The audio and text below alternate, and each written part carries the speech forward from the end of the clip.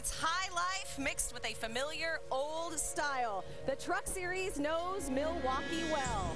And so does last week's winner, Travis Quapple. One of Wisconsin's own, he is looking to brew another championship. But these guys, all former champs themselves, are not about to go flat. Trucks in Milwaukee, the setup is on tap.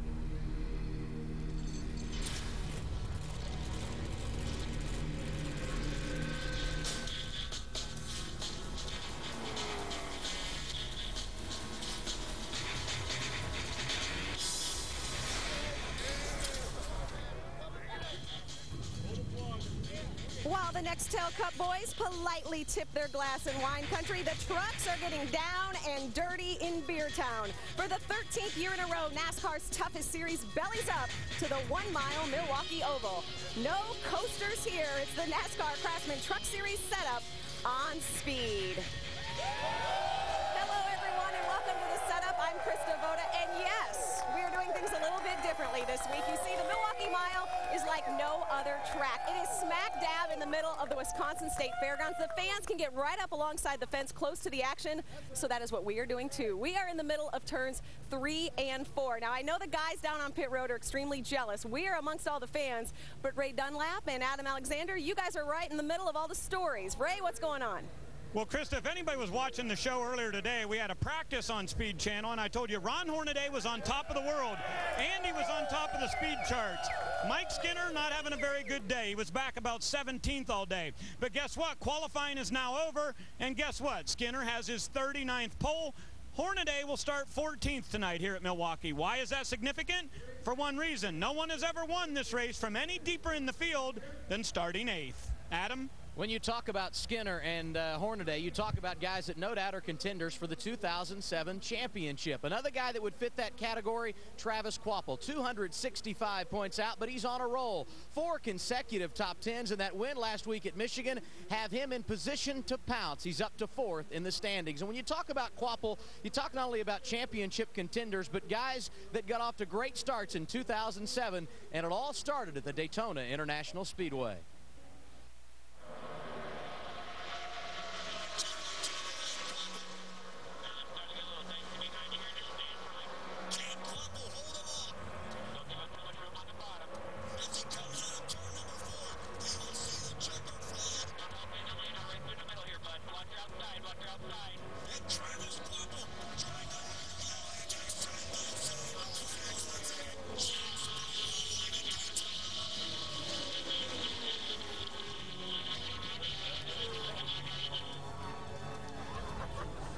Well, you just saw how close Travis Quapple came to that win in the season opener, and you can bet that he has been thinking about that moment ever since. Remember, that was his return to the Truck Series back after winning the championship in 2003. It has been on his mind ever since Daytona. 11 races.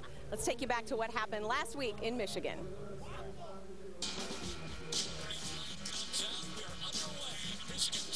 Out in front of the field, it's Travis Quapple and Mark Martin. Mark Martin's going to get the advantage on the outside over Travis Quapple. Oh, man. And on the radio, Mark Martin said it's blowing up. The crew's gone up on the wall. The F-150 was down in today. They deserve it. I just can't get one. They're going down the front straightaway. Start-finish line. Kyle's going to dive to the inside. I told you he thought Travis would probably try to get. And there he goes, and he makes it stick. How about 4 wide for the lead as they come out of turn number 4? We had a great race here last year. I'm not sure if it could get better, and it is better. Now Travis Quapple sees a very loose Kyle Busch in front of him. He has got some options. He knows he's got a loose guy in front of him. Maybe this is a prelude to what we said last time. He makes the pass. He clears them. And everyone on their feet here in Michigan. 2 miles to go. Let's see where Kyle's going to try to find back. He's going to the high side. Look at Travis Quapple. Kyle's not giving up, though. Travis Quapple has 4 truck legs.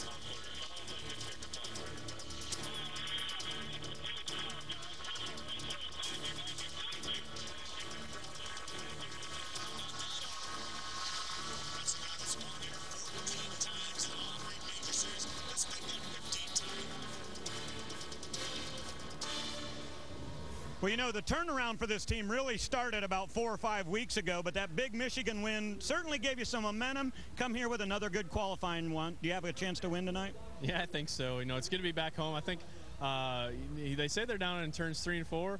I know I got some buddies down there, so it might get a little rowdy over there. But no, I think I got a whole cheering section up in the stands too. So excited about it. Roush Fenway Racing gave me another fast truck. We struggled a little bit off the trailer, but got it dialed in pretty good for qualifying and in practice there. So just keep our nose clean, keep that K&N Ford up front all night. All right, make it 2 in a row. That's Travis Quapple, and there's another guy that's been pretty fast here at Milwaukee, right, Adam? Indeed the case. Johnny Benson starts 4th tonight. Ironically enough, you started 4th here a year ago when you went to Victory Lane, same truck. What's it going to take to get the same result? Well, we probably don't have to be quite as fast as last year. We were pretty good, so practice was decent. Real happy with our Toyota certified used vehicles, Tundra, and just it's been decent. We haven't changed a dang thing all day long. Qualified 4th, pretty happy about that, especially as early as we went. But a couple of guys that are up there in the top 3, we all went early, so I was a little bit surprised with that. But all in all, Trip Bruce and all the guys done a tremendous job, and we just have to have a good, clean race, good pit stops, and hopefully nothing happened to us. We'll end up in victory lane. And when he won a year ago, he led 47 laps en route to victory. Krista? All right, thanks, Adam. Let's take a look at the Ford point standings. You know, Benson is actually up a spot this week. He sits in 7th. Skinner continues to dominate. Hornaday and Bodine trying to close the door. Quapple's win pushes him up 2 positions. There you see Crawford. Ted Musgrave, another Wisconsin native, is the only 2-time winner here. Sprague and Crafton round out the top 10. Well, I probably don't have to tell you, you can hear by the crowd reaction that we are involved in a giant tailgate party. And Travis Quapple, I have a message for you. Yes, some of your fans are right here. We've got a lot more coming up. The action is in Milwaukee. You know, the Brewers are playing next door, but they're running away with the NL Central. The real story, what's going to happen here? We don't know who's going to hit a grand slam tonight. More of the setup when we return. The NASCAR Craftsman Truck Series setup is brought to you by Fram. It's not just an oil change, it's a Fram oil change. And by Milwaukee Mile, the official motor mile of NASCAR.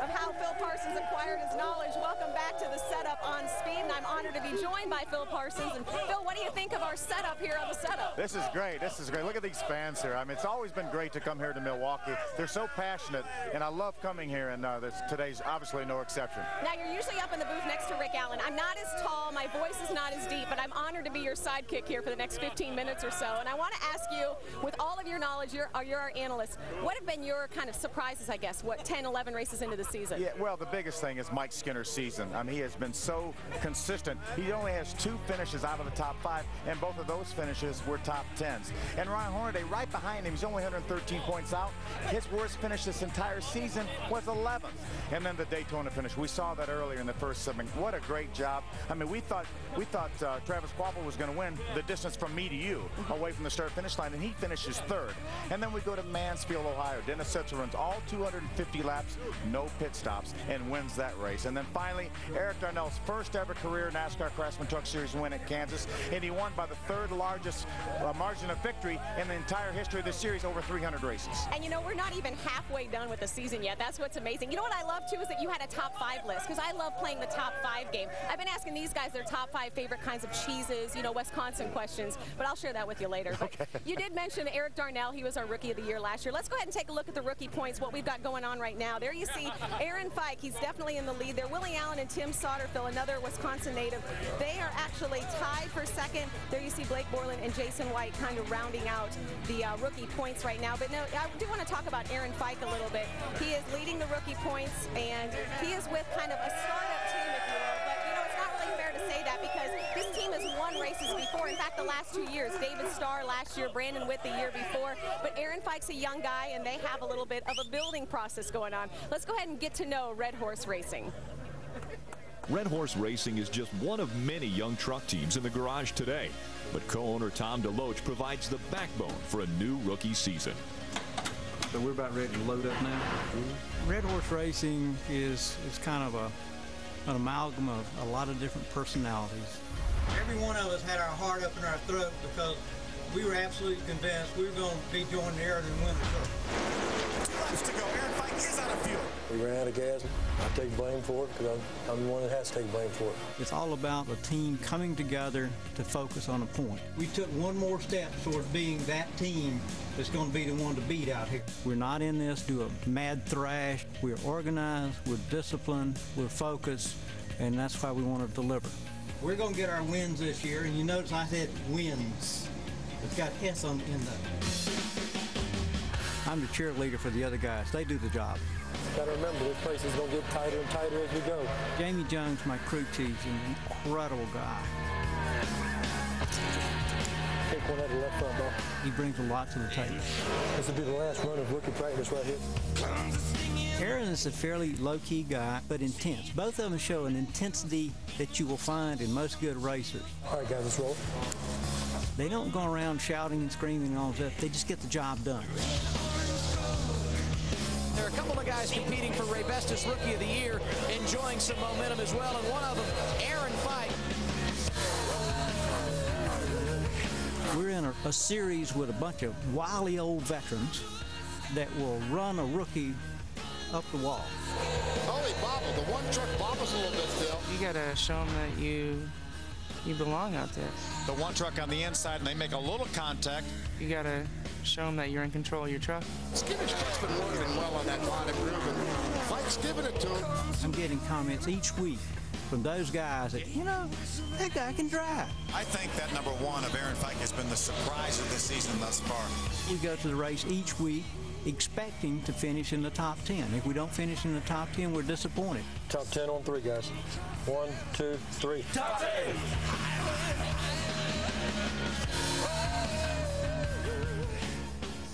You know, there's so many great rookies in this series, it's hard to pick one. We've talked about Aaron Fike, lots of other guys, but let's talk about Kelly Byers.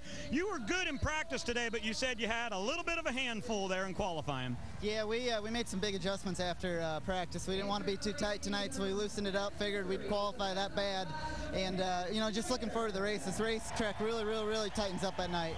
So we loosened it up. We knew we were going to be that bad. We thought maybe it could be a little bit better than that, but we'll take that, and we should be able to drive forward tonight. Okay, we'll be watching. That's Kelly Byers in the 21. Let's hear from another rookie with Adam. Ryan Matthews, another Wisconsin native, starts 6th tonight. That on the heels of a 5-race extension you signed with Bill Davis Racing. You must be motivated. How good is the truck? Yeah, the truck's real good. We ended practice 3rd in race trim, and then everybody did mock runs, and we fell down to 19th. But then we come back qualified 6th. Team's done an awesome job.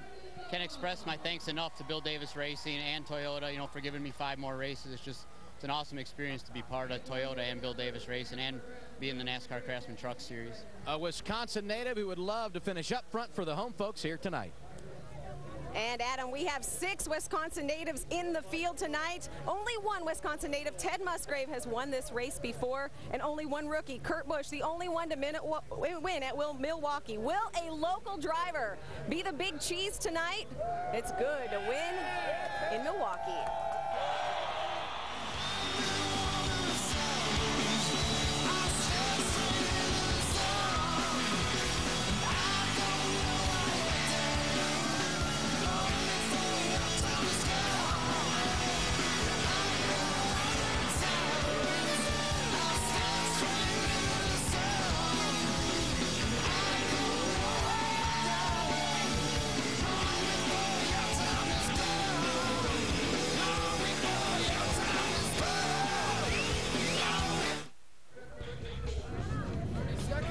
Welcome back to the setup known this weekend as Wisconsin's biggest tail party.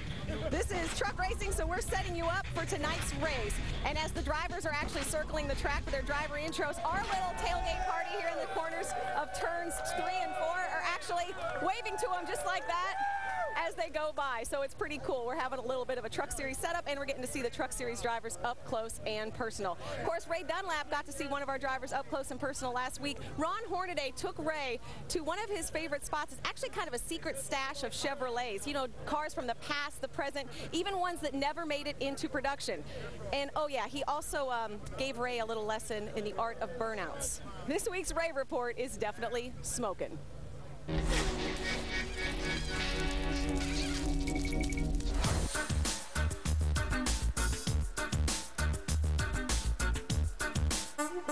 I need one of those on my truck. Get Skinner out of the way this weekend. Hey, Ron, check this out. They made this thing for the CMA Awards, and I might just do a little jig. Here you come into Victory Lane. You've already done your racetrack burnouts. You almost wipe out your truck owner there. Oh, come on, how slow was I going? That's controlled burnout, and I'll show you how to do it if you want to try.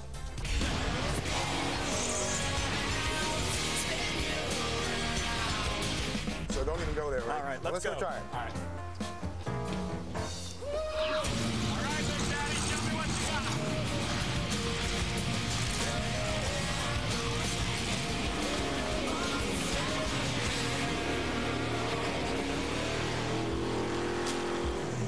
What are you running from?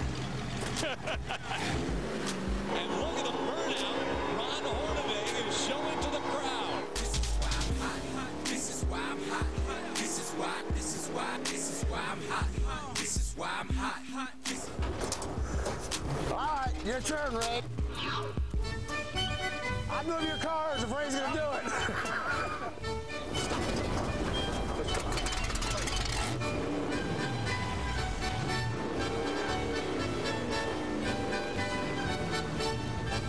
Oh, don't mind all those personal vehicles over there.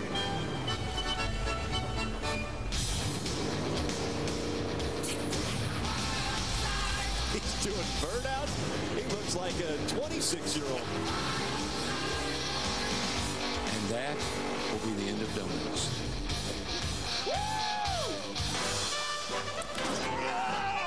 Where's the Gatorade? It took you a while. Good job. Well, yeah, I mean, I'm a little clutch happy. But see why you like doing that so much after winning. That's a lot of fun. Kind of wore me out, too.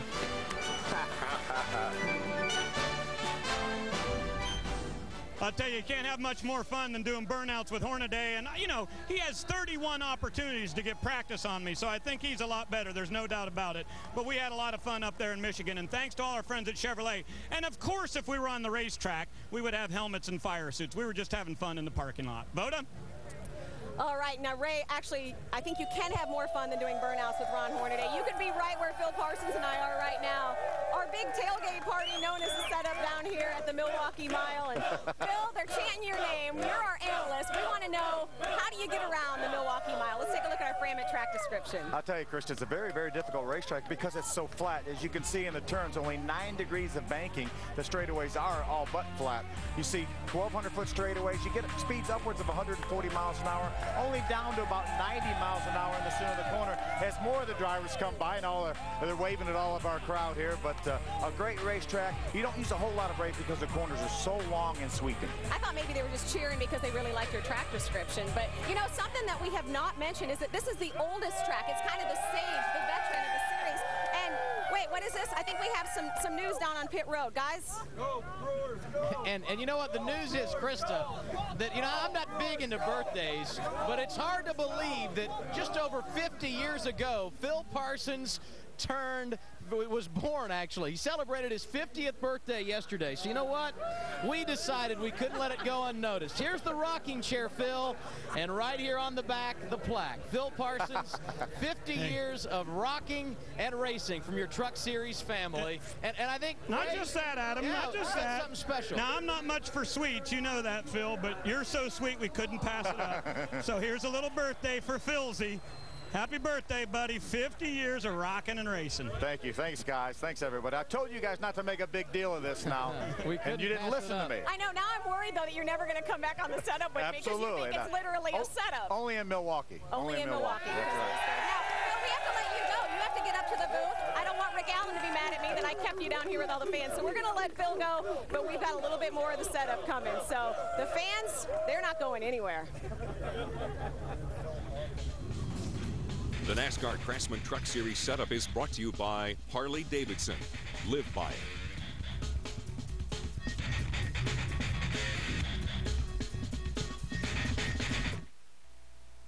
Next week, the NASCAR Craftsman Truck Series heads to the birthplace of rock and roll, Memphis Motorsports Park. Will defending race winner Jack Sprague end his season slump?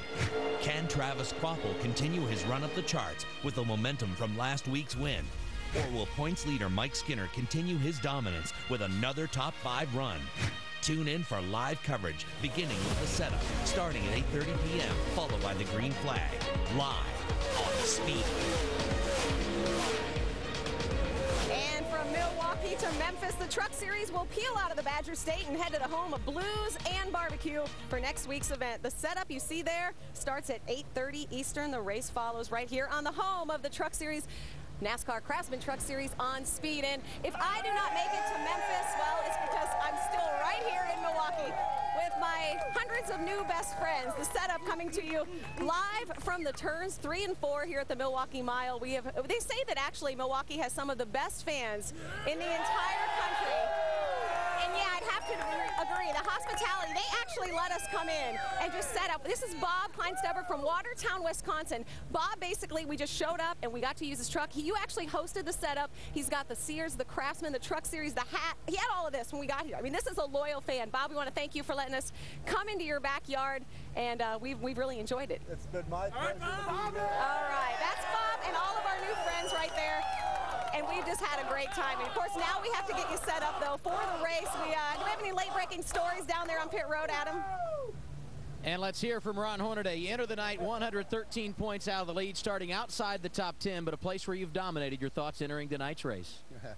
I guess you just can't think about where you qualify. We're actually got a real good truck. All the guys done an awesome job in this Camping World Chevrolet, but just I don't know why. I mean, we got a good lap, and I just don't know why it didn't put up the time. But an 80 ain't bad. They only ran 50, so we're only 3/10 off qualifying. So I think we got a truck for the long haul, so we're looking forward to it. If he does it tonight, it wouldn't be the first time we'd seen this guy drive through the field in a Truck Series race. Krista? Who will be crowned king of Beertown, USA? 6 Wisconsin natives in the field, 6 former champions. Ted Musgrave, the only 2-time winner. The born-on date, folks, is right now. The Toyota Tundra Milwaukee 200 from the Milwaukee Mile on Speed is next.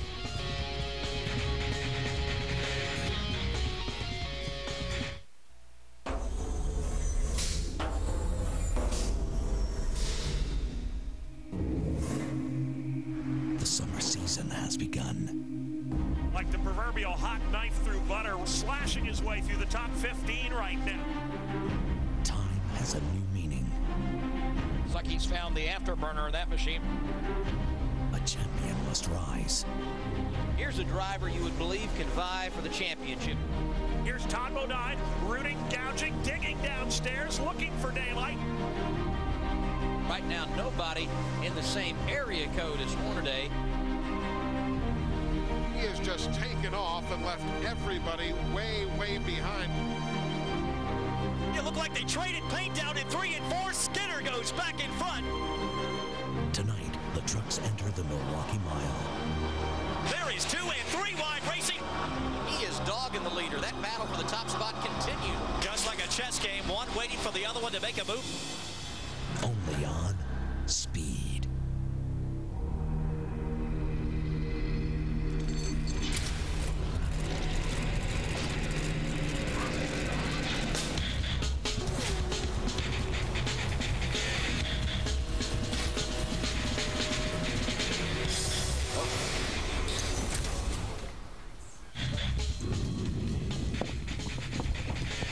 They're lining them up on pit road. We're in West Allis, Wisconsin for race number 11 of the NASCAR Craftsman Truck Series season.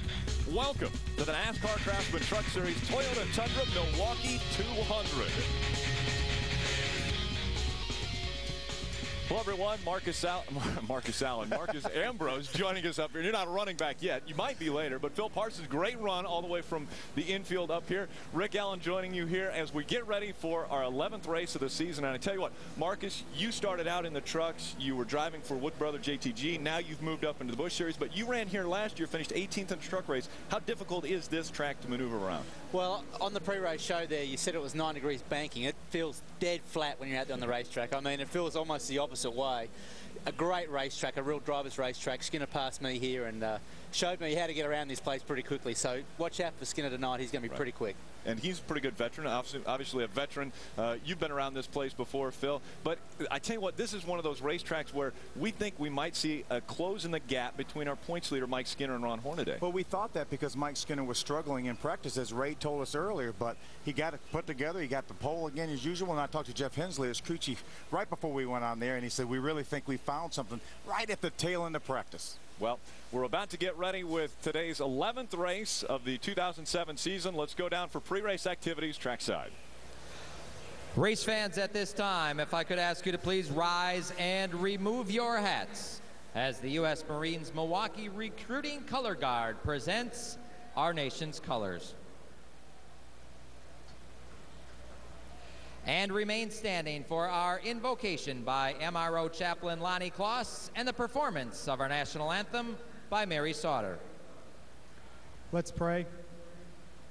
Heavenly Father, we pause for a moment to acknowledge you. We thank you for this day which you have given us to race trucks here at the Milwaukee Mile. We ask that you might be with our men and women who are fighting to protect our freedom overseas and at home.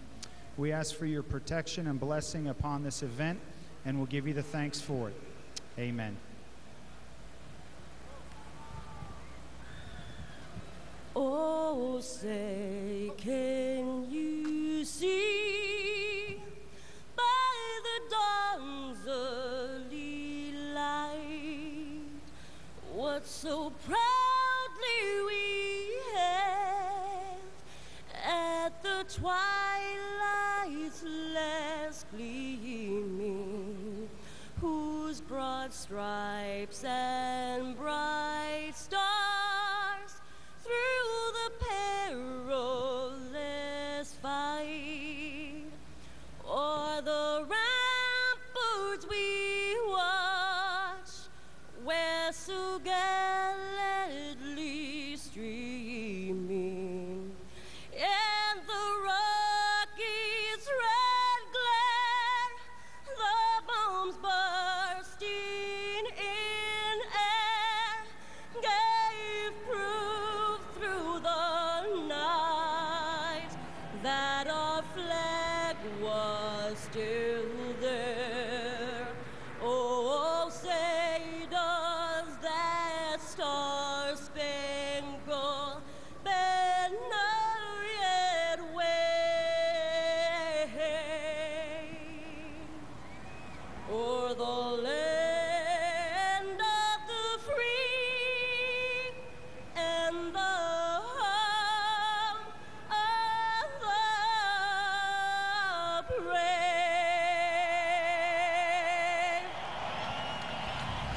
Ladies and gentlemen, Mary Sauter.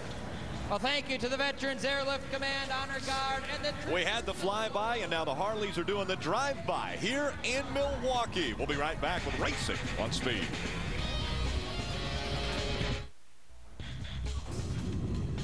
The NASCAR Craftsman Truck Series on Speed is presented by Toyota, moving forward. Brought to you in part by the official tools of NASCAR, Craftsman, and by Aaron Sales and Lease Ownership.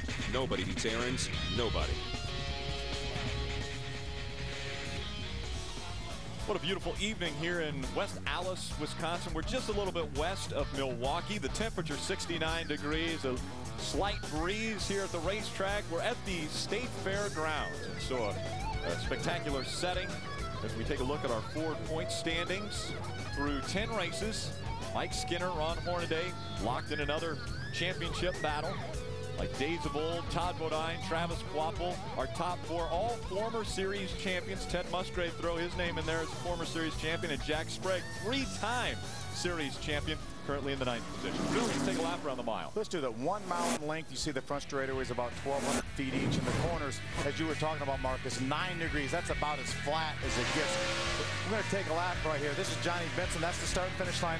Speeds upwards of 140 miles an hour. You see that new patch of pavement on the bottom of the racetrack. Right after they paved this racetrack, it tore up completely. They had to repatch it. The patch has a lot of grip down there, doesn't it, Marcus? It sure does. The IndyCars guys just run the outside of that patch, but you know, these big heavy stock cars, you've got to get to the bottom. But it's the entries into the corner that's everything for this track.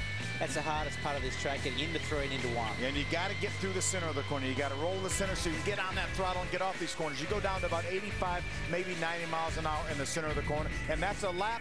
The Harley-Davidson track description at the Milwaukee Mile. Again, it's a 1 mile. It's the Milwaukee Mile, very flat. Front stretch, back stretch, evenly distanced at just over 1,200 feet. Take a look at our MSD race analysis. This will be a 200-lap, 200-mile race, 36 trucks starting. First, just over $500,000. And Phil, you think the pit window probably between 80 and 90 laps? Yeah, that's what I would think. Maybe some of the guys may be able to squeeze a couple more laps than that out of it, but I think essentially everyone would like to split this race into 3 sections, do about 65, 70 laps, put tires on, same thing again, and then run to the end. Marcus, what's the preferred line around this track? Right at the bottom? Yeah, you got to roll it to the bottom. I mean, you arc it nice and wide, getting into the corner. You got to stay off that brake. If you can stay off that brake, you're going to run fast, but that's when the car's at its loosest. So beware on the way into the corners.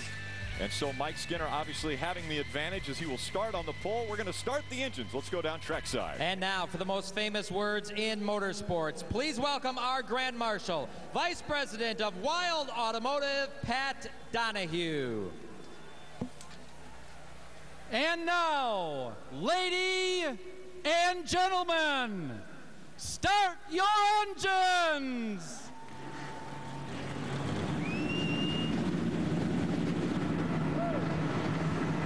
All 36 trucks coming to life here at the Milwaukee Mile for our 11th race of the 2007 season. Who will find victory lane tonight? We're going to find out when we come back.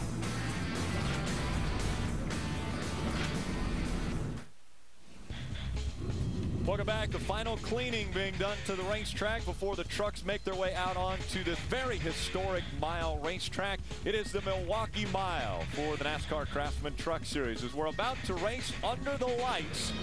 Again, race number 11 of the 2007 season. The starting grid is going to roll along the bottom of the screen, and you will see Mike Skinner with his 39th career pole and his second here at Milwaukee. And a matter of fact, the last time Mike Skinner was on the pole at this racetrack, he ended up in victory lane. So we'll see if he can duplicate that feat that had taken place just over 12 years ago.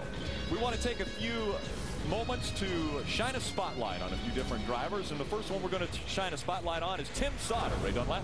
Well, Rick, when you start talking about Milwaukee, you could probably call this Sauterville. You know, Tim Sauter came to this racetrack to watch his dad run for the first time in 1977. That was a USAC stock car race. And Tim Sauter has been coming here for 30 years. And guess what? He won a race here in '94. It was an all-pro event. He said, if I'm ever going to win a NASCAR Craftsman Truck Series race, I hope it's right here at this speedway. Adam? Kelly Sutton starts 27th tonight, Ray. For her, it's the 4th and final scheduled race of 2007. Now, she's seeking sponsorship to extend this deal possibly later in the year or for next year. And it's all about creating awareness for MS, a disease that she herself suffers from. Phil, who's in your spotlight tonight?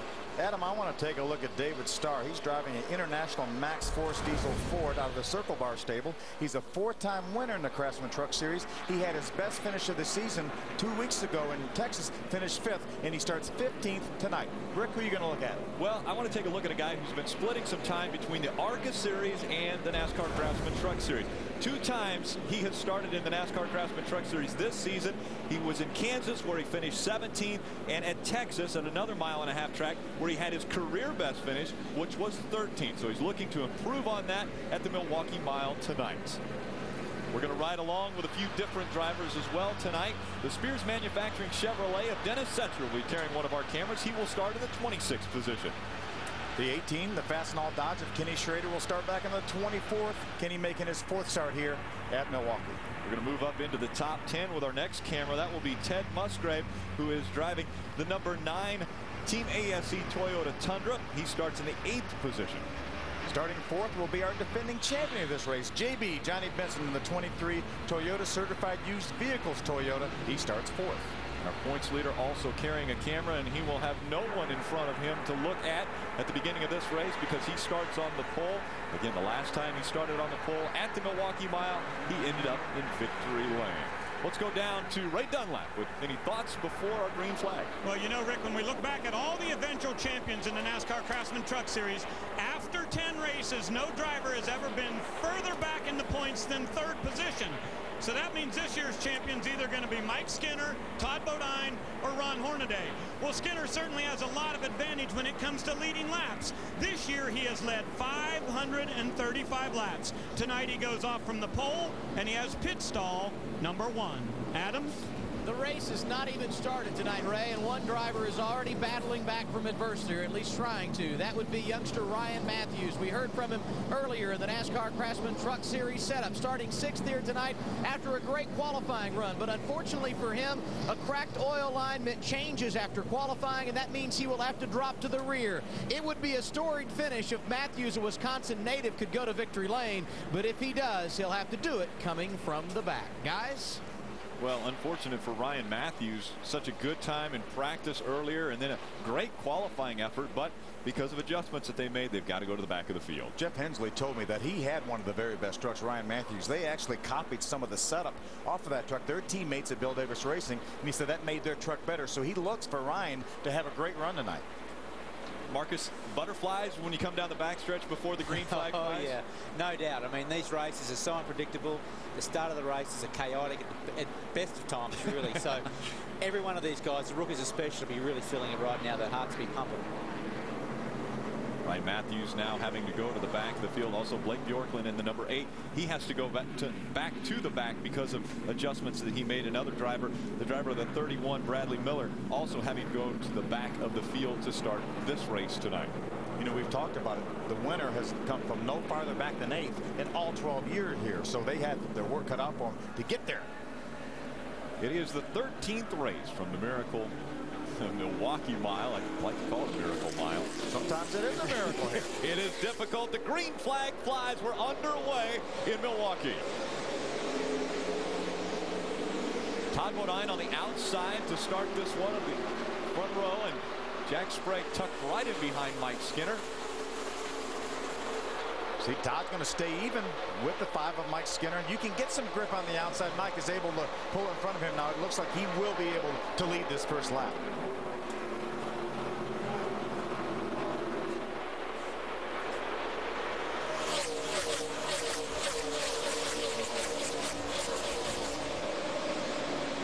Across the stripe first is Mike Skinner, and now we've got some 2x2 racing back there. Hornaday on the outside, the number 33. Craftsman on the inside of him in that 88. Yeah, but Craig Kensler, the 47 truck, was on the outside. He looks like he made a pass. There's Brendan Gaughan right there. This is Dennis Setzer Spears on board. South Point Chevrolet of Brendan Gaughan. What a great performance a week ago for him at Michigan. Oh, trouble! Hornaday gets turned around. Willie Allen right behind him. The caution flag is going to fly. It doesn't look like a lot of contact there, Phil. Yeah, but he may have flat spotted the tires. These teams only get 4 sets of tires for the entire weekend. They've already used up 1 set of tires in practice. Ron Hornaday does not want to put his next set of tires on this early. Saw the piece earlier with the Ray report. Ron Hornaday doing cookies. I don't think he wanted to do them this early in this race. Willie Allen looks like he's going to slide up. He got loose on the inside. He had to chase his truck up the hill, and he made a little contact with the left rear corner. Hornaday turned him around. It looks like he didn't lock the brakes up, though. That was some great driving by Ron. You can see, like, once he got hit, he knew he was spinning out. When he was backwards, he was managed to turn the wheel, put the clutch on, didn't buzz the motor. He's off and away again. Let's come right back to Milwaukee Mile with these messages. This Sunday, NASCAR race day gets serious. Serious business, serious racing, and serious fun. Plus, catch Whitney Venturini's exclusive Real Deal interview with Kelly Earnhardt-Elledge. NASCAR race day built by the Home Depot, live from Infineon, Sunday, 2 p.m. Eastern. NASCAR on speed. It is huge.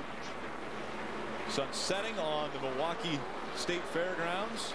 The reason why we are under caution, we ride along with Dennis Setzer just in front of him. That's the 33 of Ron Hornaday spinning.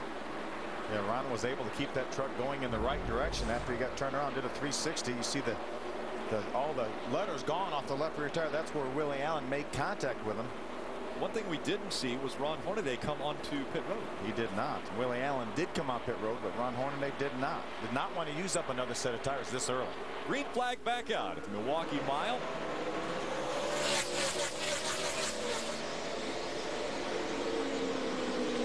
Jockeying for positions as they enter turn number 1. Yeah, the 97 of Craig Kinzer dove to the inside of the 07 of Tim Sauter. There's Eric Arnell, the 99 on the outside. Going to tuck back in now, single file. It's the 88, the Menard Chevrolet of Matt Craftsman on the inside of Tim Sauter. Sauter running up on that old pavement. And remember, the old pavement is only a few months older than the new pavement, and that new patch of pavement. That was put down right after this racetrack was repaved in 1996 because it tore up so bad the first time we ran here after the racetrack was repaved. Skinner putting some distance between himself and second place Todd Bodine right now. He's got about 4 truck lengths between him and second. A lot of the truck drivers were talking about being tight in the center of the corner. That means when they get down in the center of the corner, they want to get back to the gas. The front end wants to slide out. That's what a lot of them were working on during practice, Marcus. Definitely. You can see Skinner there. He's running fast, but he looks pretty tight to the center. The car's washing up in the middle of the corner. I think he's going to have to tune that car when he comes into these pit stops because this track is going to continually get tighter as the night goes on. You're going to have to remember now that these are trucks. Now you drive cars. You used to drive trucks. Remember that? I've done it already. He's having look like a difficulty getting around this mile track. Ray, what's going on with him? Well, Hornaday was worried that the left rear tire was flat. Rick Corelli from high on top of the speedway said he was concerned about it, but Rick Ran has binoculars down here, and he got a real close look at it. He told Ron, the thing is, we just haven't built our air pressures up yet, so don't worry about it. We're going to be okay. It's way too early to pit for tires, so just go out there and give us what you got. Hornaday's getting a spot from Brendan Gaughan. Adam? And while Ron Hornaday did not come down pit road, Willie Allen, also involved in the incident, did come down pit road. They did not take tires, but they had some damage on the right front. They radioed to Willie, said there's a little bit of damage there, but it's just cosmetic. They pulled out the fender, made a chassis adjustment because Willie said his truck loose in the early going. Now we're seeing single file pretty much follow the leader around this racetrack. That's the 13 of Willie Allen. Adam was just talking about. He's going to make the move on the inside of the 29 of Scott Lynch. The Jasper engines and transmissions Dodge. Another Dodge in the field now. We've got very few Dodges, but Scott Lynch brought a Dodge here. A family-owned truck. Scott has made some starts in the NASCAR Craftsman Truck Series. Has a best performance of 12. The last time he did that was back at Homestead in 2003. There's a view of Ron Hornaday from Kenny Schrader's on board. Ron able to make a pass on Kenny. That puts him up into the 19th position. There's Dennis Setzer right there. The Spears Chevrolet is on board looking at Kenny Schrader in the Fastenal Dodge. Kenny's going to look to the inside of, looks like Josh Wise and the Aaron's number 00. You see Kenny diamond the racetrack. That means he moves up in the center of the corner to try to get a straight run off the corner. I'm not sure Ken really meant to do that, but that was close to quite a moment there for Kenny. He's really good in these trucks, and you know, I expect him to be a real force by the night's out. It looked like the door was almost open there for Dennis Setzer and the Spears Manufacturing 75, but then Ken closed that door right back up again and got right back down close to the yellow line on the inside of the corner. Yeah, you can really see all the trucks really want to run to the bottom of the racetrack. Early on in this race now, the start's all over and done with. They kind of know what they've got behind the wheel. They just got to hold on now to the first pit stop. We're expecting the first pit stop, if we don't have another caution, to be around lap 80 to 90. That's how far they can go on fuel. The crews will be getting ready. We'll come back with more from Milwaukee. Toyota Tundra Milwaukee 200 continuing almost completely under the lights here at the Milwaukee Mile in West Allis, Wisconsin. Mike Skinner continuing to lead. He's led all 18 laps up to this point. Todd Bodine has been chasing him. Jack Sprague, Johnny Benson, and Travis Kvapil are your top 5. See Mike Skinner now totally out of the black patch on the racetrack. He's looking for some more grip on the outside of the racetrack. Todd Bodine chasing, as is the Conway Freight number 60 of Jack Sprague. There's Johnny Benson right there, his Toyota, currently being shown in the 4th position. They've really spread out here at this racetrack. I mean, we're seeing 5, 6, 7 truck lengths at a minimum between these trucks. Yeah, see that black truck right there, guys? That's Craig Kinzer. He is having a great run. Last week at Michigan was his best finish of the season. He finished 14th. The week before that was 15th at Texas, and that was his best finish of the season up to that point. So this team is starting to turn it around. Craig has so little, really, oval track experience on pavement. Got such a great history in sprint cars, and I think he won the big race at Eldora that the sprint cars have, and or Knoxville, Iowa, whatever, the Nationals. Yep, the Nationals. And he's really doing a great job in this truck. And this flat racetrack is very, very challenging. And for Craig, with no more experience than he has, he's really doing a super job. Adam Alexander. And it was in 2005 that Craig won the Knoxville Nationals that you spoke of, Phil. He only ran an 18 of 25 races a year ago, so there's no doubt he is still gaining experience. But you talked about those top 15 finishes the last 2 weeks. I talked to him prior to qualifying tonight, and I said, what have those runs the last 2 weeks done for you? He said, it's given us momentum, and I'm more confident now than I've ever been, and it shows on the racetrack, starting 12th and moving to 8th in the first 20 laps, Ray. Earlier today, Adam, Todd Bodine was real tight in the center of the corners, and he described his truck as being twitchy loose coming off. But they've made some serious adjustments to this Lumber Liquidators Toyota, and Todd just came on the radio about 4 laps ago and says, guys, we've got a truck for them tonight. We have got this thing dialed in. Stand with me because we're going to go out and win. So I think Todd Bodine pretty confident about the piece that his Germain Racing team has brought him tonight here at Milwaukee. And talking to you two drivers up here, his crew chief, Hillman Jr. was saying earlier, he said he wanted it just a tick loose before the start of this race because he thought that it would tighten up as the race went on. Is that what you experienced a year ago? Yeah, there's no doubt that in my race here last year, we got really tight by the nights out. I mean, it was so tight I could hardly drive, and I got taught by Skinner how to get around here with a tight racetrack. He was on and off the throttle at least 10 times through 3 and 4 when he went past me, just manhandling the racetrack, and that's what you got to do. You see the experienced veterans running the front. This is almost a disaster for these crew chiefs. I mean, a long green flag run to start this race. If they didn't get their car perfect, they're going to be in real trouble going a lap down early on. Ron Hornaday looks to try to make the pass on the one of Aaron Fike. That is a battle for the 15th. Oh, look at Ron completely sideways off the corner. Those of you folks that don't remember Marcus Ambrose from a year ago in the Truck Series or in the Busch Series, now you've got a little bit of a unique accent. What is that, Iowa, Eastern Iowa accent? Or? Yeah, just down the road here. way down the road. Yeah, I'm from the south. I'm just from the southern hemisphere. That's my standing joke.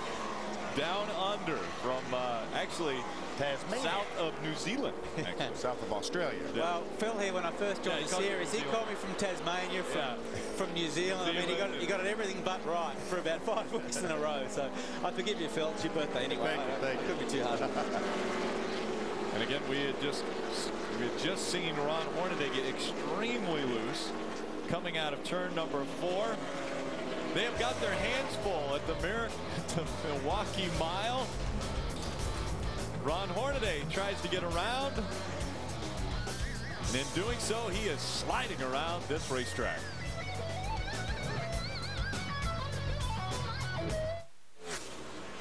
On July 12th, Speed presents Fine Tune. From 0 to 360 in 8 days. Watch as actor, model, and car enthusiast Tyson Beckford and award-winning import car designer Lucky J fine-tune a car from bumper to bumper in only 8 days. Fine Tune premieres July 12th, 9 p.m. Eastern, only on Speed. Get out in front. It's Mike Skinner holding on to that top spot. He's been out front all 31 laps that we have completed. He's coming out of turn number 4 to complete lap number 32. He's got about a 1 second lead right now on the 30 of Todd Bodine, but there's a good battle right there for third. That's the Conway Toyota. Jack Sprague, the 60, and there's Johnny Benson. We're on board his Toyota. See, Jack's going to get all 4 wheels just for a moment up out of the black to diamond this thing, to get that truck up real high, get it turned, and then try to drive straight off the corner to keep the rear wheels from spinning. How do you pass around this racetrack? I mean, you got to move somebody out of the way. I mean, is this a big short track?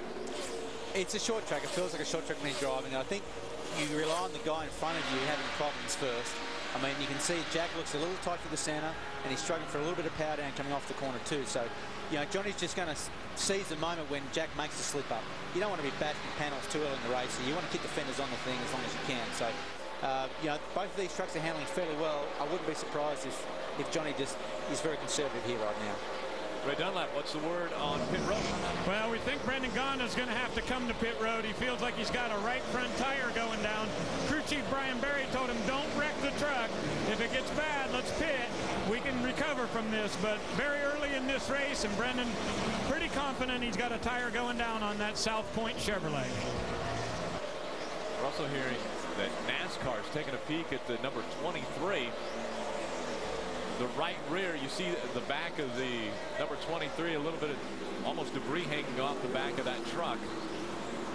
Maybe a little contact had been made with Johnny Benson. See if we can get a view of it coming off the corner here.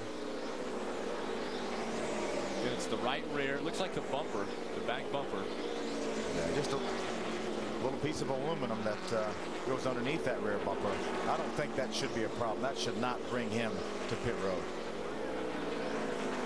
What NASCAR's looking at. Ray Dunlap.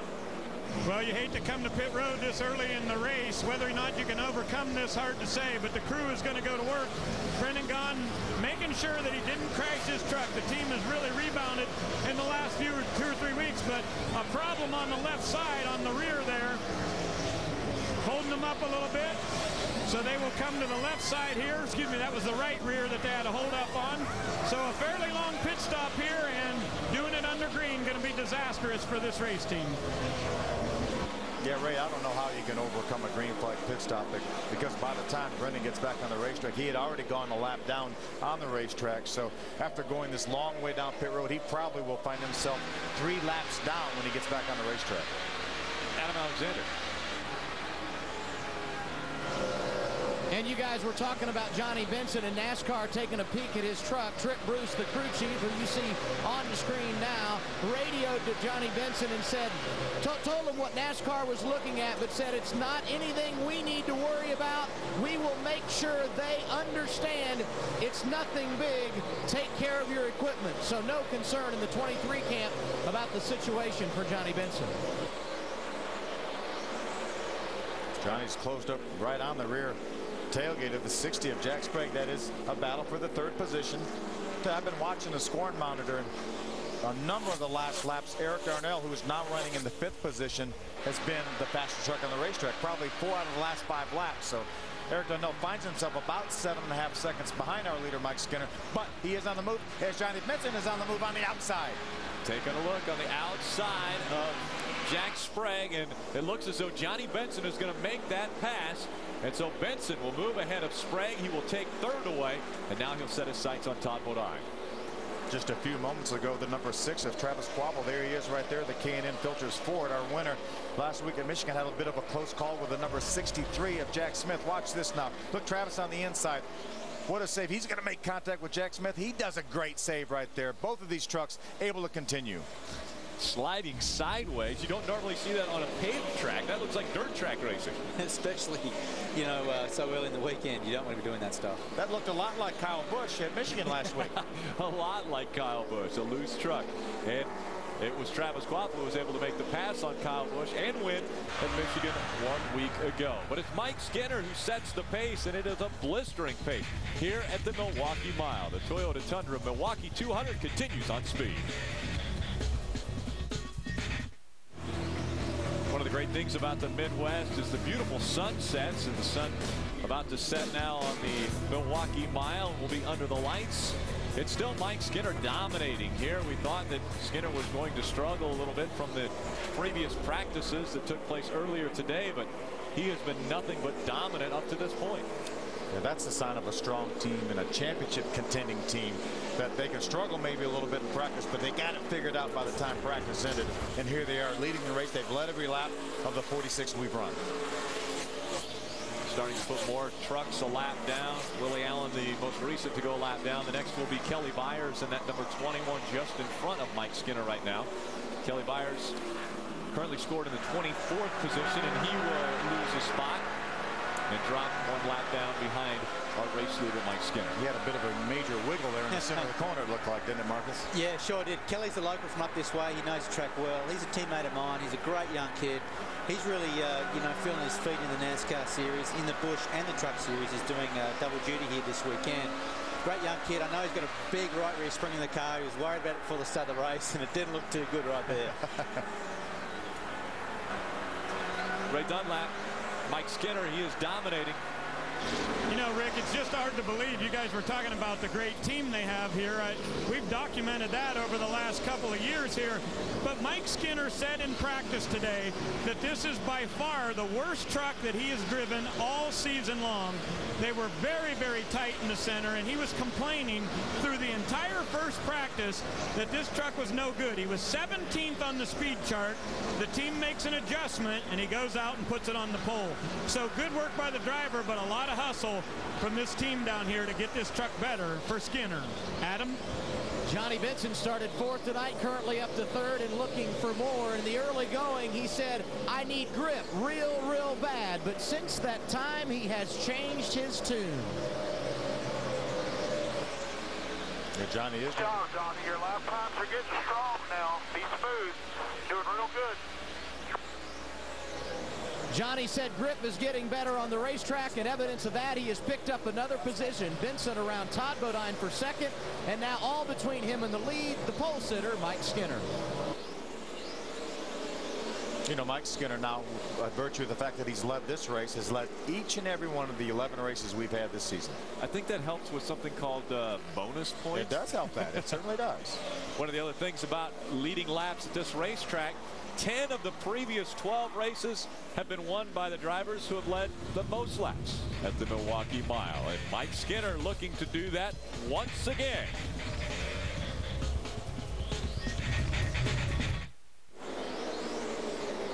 Toyota Tundra Milwaukee 200, and a Toyota Tundra is dominating at the front of this field, almost 4 seconds between Mike Skinner and Johnny Benson.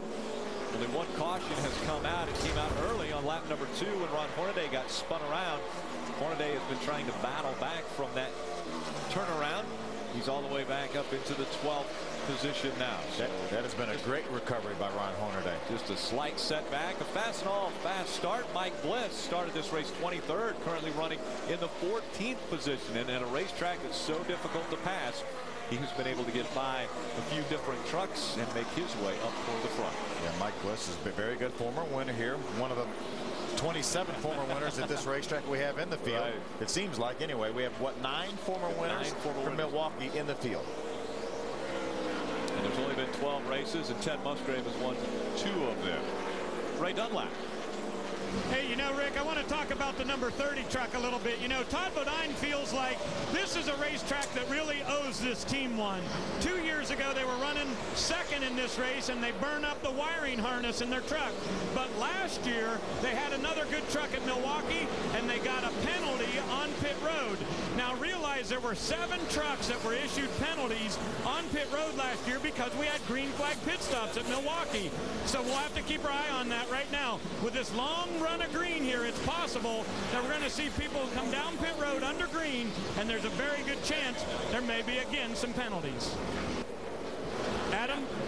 Ray, in your spotlight earlier tonight, you featured hometown boy Tim Sauter, who started 10th, and how special it would be for him to win at his home track here at Milwaukee. Well, he's doing everything he needs to. In fact, on the radio, his spotter telling him the only place you're losing ground is off of turn 3. If you can figure that out, you'll be good with everybody. Closing in on Matt Crafton for 9th. It's been a good night so far for Tim Sauter. Again, Tim Sauter, Wisconsin native, one of the 6 that are in the field tonight. Out in front of this field and trying to get around the slower lap traffic, it's Mike Skinner continuing to dominate. He's led 60 of the 60 laps. He started on the pole, his 39th career pole, and he continues to dominate at this racetrack. Well, who gets the pole out at Infineon?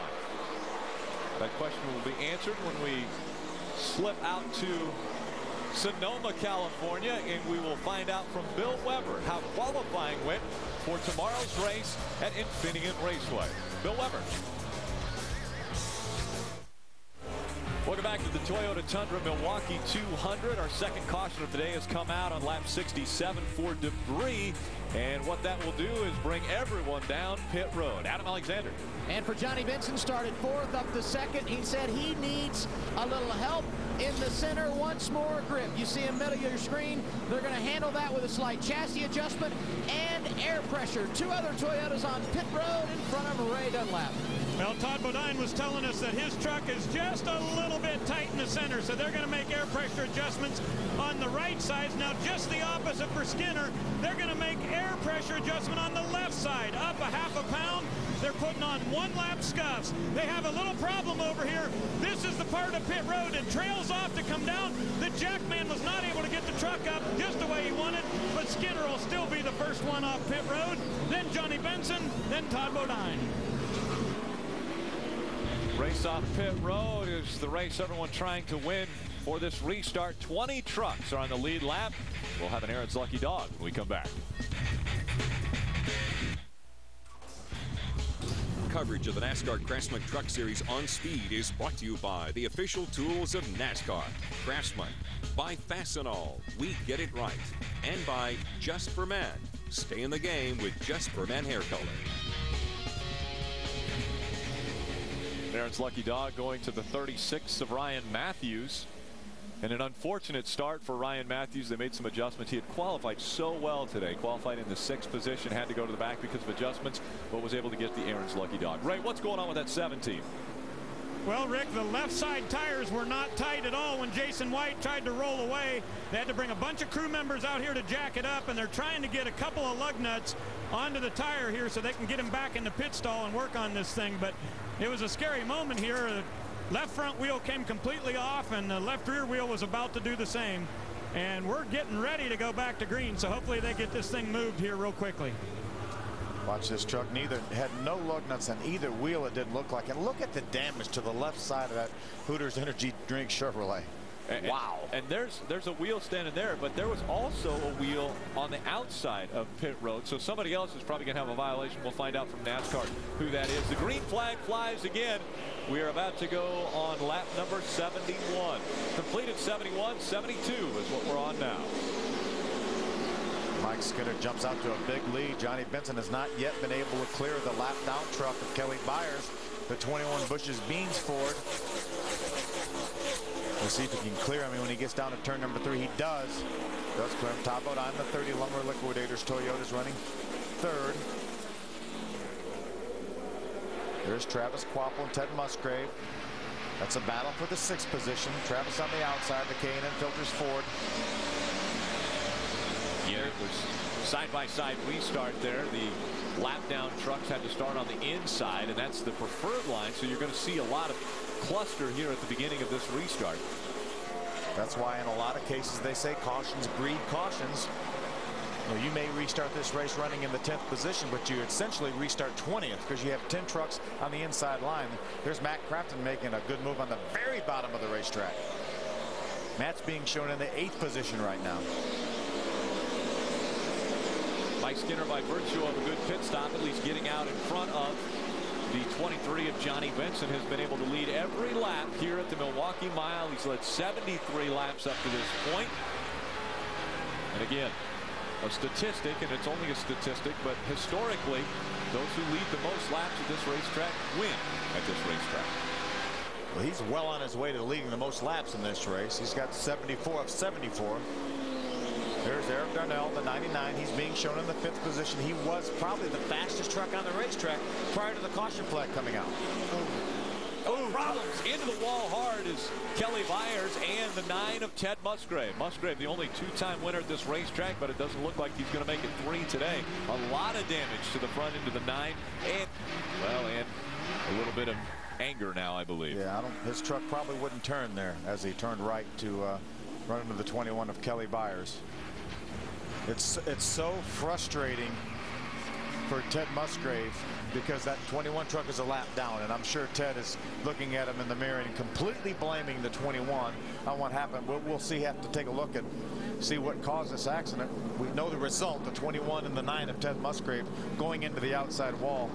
See if we can take a look back and what caused this. See a lot of damage to that Team ASA Toyota. Left front fender damage, smoke from underneath that truck. Ted made some contact with the outside wall with the right side of that truck, and that left front damage is from the 21. We're hearing that NASCAR has told the 9 of Ted Musgrave to pull that truck behind the wall. They were watching when the 9 of Ted Musgrave pulled into the 21.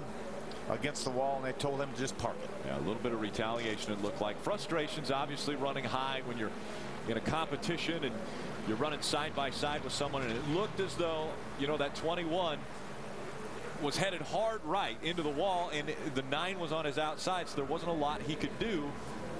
But obviously, you know, we've got to take another look and make sure that what took place is what we saw. Whatever happened, it's not a good deal for either player right there. I mean, Kelly's out there trying to learn the ropes. Whether he got loose and ran up into the 9, I'm not too sure. We had to watch a replay, but it's definitely a crikey moment. Whichever K you're in, I mean, just a terrible situation. Both trucks are behind the wall right now. They're telling them to stop. They're going to try to do some work on that. Let's see if we can take a look back at what happened. You see the 9 of Ted Musgrave goes to the outside. There's the 99 of Eric Darnell. Watch this now, bottom of your screen. The 9 and the 21 got loose, and when he turned to try to chase it up the hill to get it straight, Ted was there in the right rear corner of the 21, caught the left front corner of Ted and just turned Kelly directly into the wall. And then Ted obviously is so upset about it, he's going to run up here and just drive into the door of the 21 to show his displeasure. It was a racing thing. I mean, Kelly Byers had nothing. His truck got loose. Ted Musgrave was just on the outside of him. It was obviously not intentional. I tell you, it's a decent hit by both those guys too. I mean, this is a veteran versus a rookie situation right here. We commented about the 21 earlier in the night. It looked pretty loose and pretty twitchy there when he was getting lapped.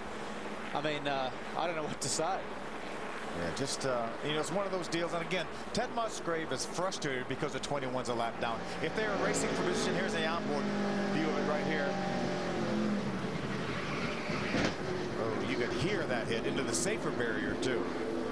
I mean, right now it's all about respect, you know. The veteran expects to get cut a few breaks when you're trying to pass up down cars. And that's what we like to watch NASCAR. It's a thrill of a minute. Yeah, you could hear the throttle in Ted Musgrave's truck. It's hard to talk about. I mean, it's a situation where you're surprised. Adam Alexander. And we have caught up with Ted Musgrave climbing from the truck. Obvious disappointment. Ted, first off, what happened on the racetrack? I guess the 21 truck being a lap down really wasn't, you know, giving us a lot of room. Ted. I don't care about the replay. I'm just telling you what happened was lap trucks were just not giving anybody much room up there, and he came in the corner a little too hot, got up into me, hooked my left front, and sent us both in the wall. Your reaction to not being able to race the remainder of the night, and what happened on track after you guys got together? I mean, it hardly steered the darn thing, but you know, you hit the wall that hard, you try to get in the pits.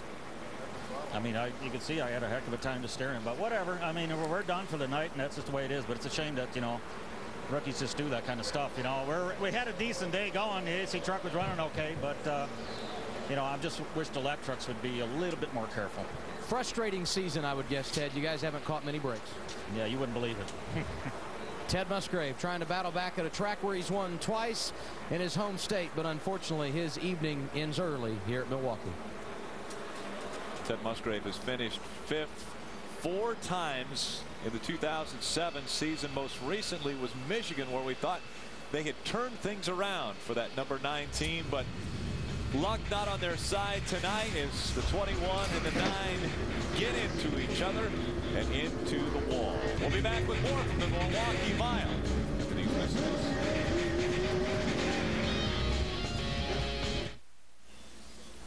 Welcome back to the Toyota Tundra Milwaukee 200. They're working feverishly on that number 21 of Kelly Byers. Going to try to get that truck back out on the racetrack, I believe, but a lot of damage to the front of it. We're seeing one of the team owners talking to Ted Musgrave, one of the Germain brothers, Bob Germain, on hand today at the Milwaukee Mile. You know how important it is for Ted Musgrave to run well here at Milwaukee. As we've talked about, he's the only 2-time winner here at Milwaukee, and tomorrow night they're going to honor his father at Ileana Speedway, the Elmer Musgrave Memorial event. So big weekend for Ted Musgrave. Going to come to an early close here tonight. Another Wisconsin native. His weekend maybe not over yet. Adam? They are continuing to work on the truck of Kelly Byers, but it is heavily damaged. And Ted Musgrave told us it was a lap truck getting in his way as he was running in the top 10. Your version of what happened on the racetrack, Kelly? Well, I think we got as much space as they do. I mean, I give the leaders a lot of room when they're around me and stuff. As far as I know, I haven't seen a replay, but he was inside outside of me. I've never heard anything on my radio that he was coming inside outside. Next thing you know, my back end was off the ground, and it's kind of uncalled for him to run into me there after the wreck. You know, that's just I don't know if it's a sore loser or what, but these guys gave me a great truck tonight. We were a little off the start, and we made it better at that pit stop. We're just giving the leaders room. We're racing the guy to stay on get the lucky dog after that, but it's just a tough break, and we'll come back, get it next time. Tough night for Kelly Byers as we go back green here at Milwaukee. Mike Skinner still out in front of the field. Johnny Benson obviously closing the gap now on this restart. We'll see if he can get by the slower lap truck of Chad McCumbee and stick right with the back bumper of Mike Skinner. Looks like Johnny is going to be able to clear that lap truck. Skinner's going to open up about a 2-truck length lead, but not quite the lead he had on the last restart. Ooh, caution already on the speedway, we're hearing. There's some problems in turn number 4. Got a stalled truck in turn number 4. It looks like Bill Lester from here. Sure enough, it is Bill Lester, and so the 4th caution of the day has come out. Marcus, I tell you what, you know, we ran so many caution-free laps, and then all of a sudden melee took place there with actually one of your teammates. Yeah, too bad for Kelly. I might have to go down there and pick up some Craftsman tools for him and try and get him back on the racetrack. Well, thank you so much for joining us up here. Good luck tomorrow in the Busch race. Thanks for having me on. I really appreciate it. Most of the fans and viewers at home probably didn't understand a word I said, but it's been great to be on. Hopefully I can come back one time. Yeah, have a good run tomorrow night. Definitely. Thank you, Phil. Skinner out in front of the field here in the Toyota Tundra Milwaukee 200.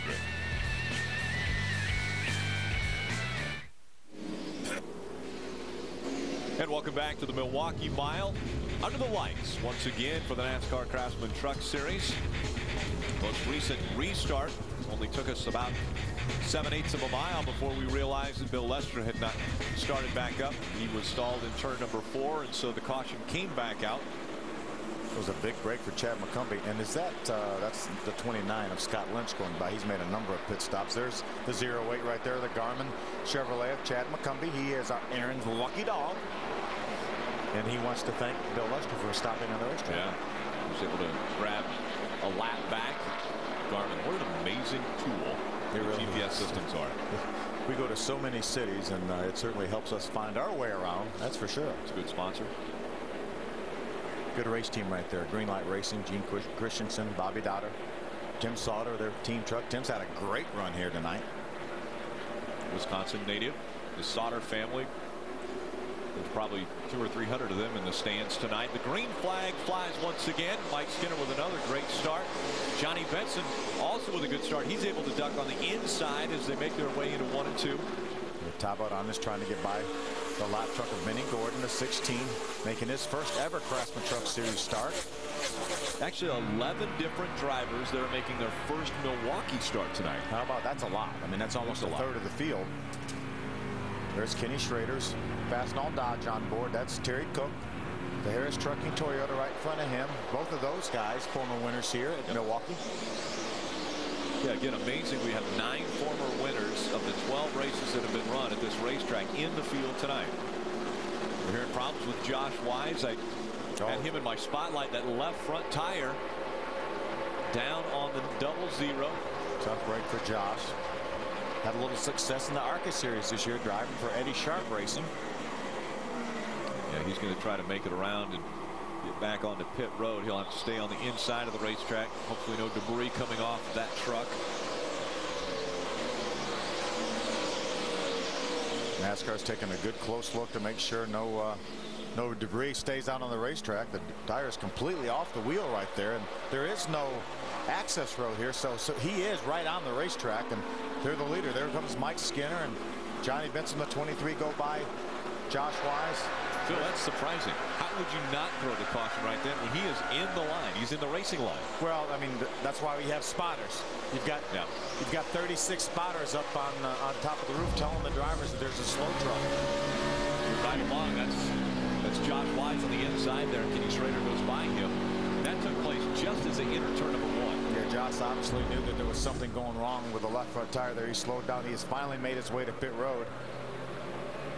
DW's guy's going to try to get the jack under the left side of that Aaron's Dream Machine and Put some left side tires on, but this, as we talked about earlier, green flag pit stop like Brendan Gaughan had early on will just about kill you here. Yeah, and Brendan Gaughan, he's currently scored in the 29th position, but he's 4 laps down to the leader. Mike Skinner continues to dominate the Milwaukee Mile. He's led 90 of the 90 laps run here to this point.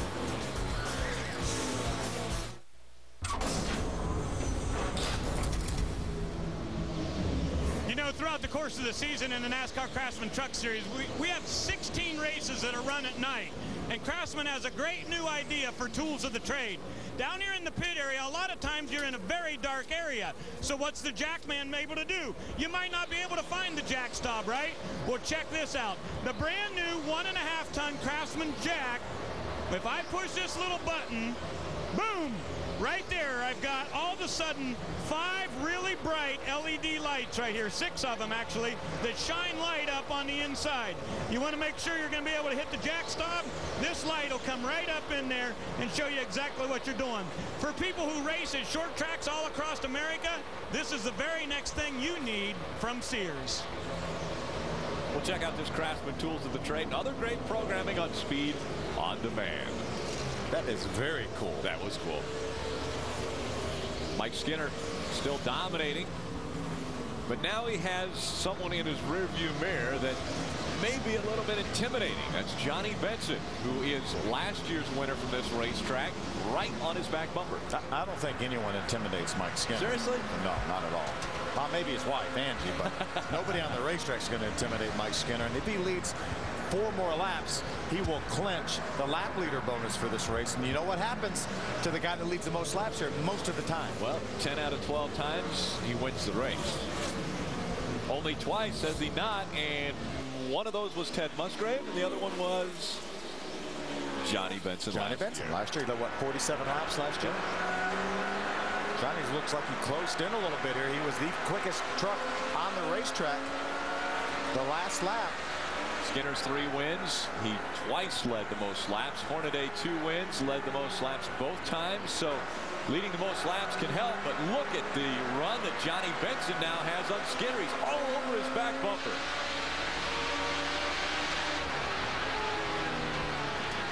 Benson now will wait for that opening, as Marcus Ambrose had talked about earlier. You just get right behind the other driver and see if he ever makes a mistake. If he does, you've got pounce on him. Yeah, Johnny Benson right now is running second. He is the only driver in the top 6 that has not won yet this year. Adam Alexander, what's going on with the 14 team? Well, it's been a solid night for Rick Crawford. They made very minor changes on that first stop that have brought him back into the top 10. And you guys were talking about Johnny Benson, who is closing on Mike Skinner. I talked to Johnny before qualifying today, and he said the one thing that we've been able to do is make long runs in practice. A lot of guys are making short runs. We were making 10, 12, 15 lap runs. We would like to see this thing go green here tonight. And if it stays green right now, I think in a handful of laps, we'll have a new leader. Ray?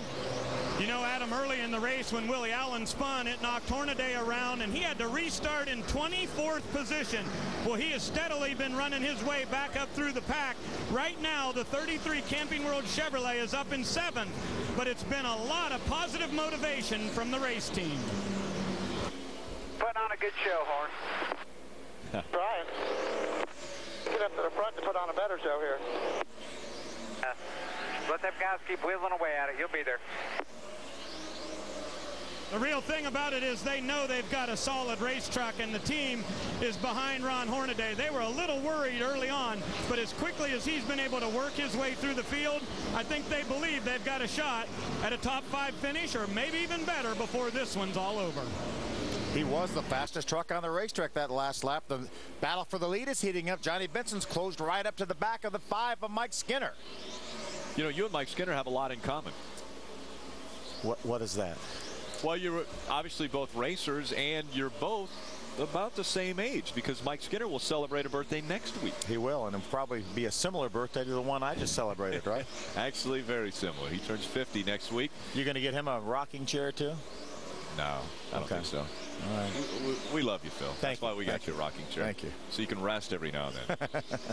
Look at this, though. No resting for Mike Skinner as Johnny Benson all over his back bumper.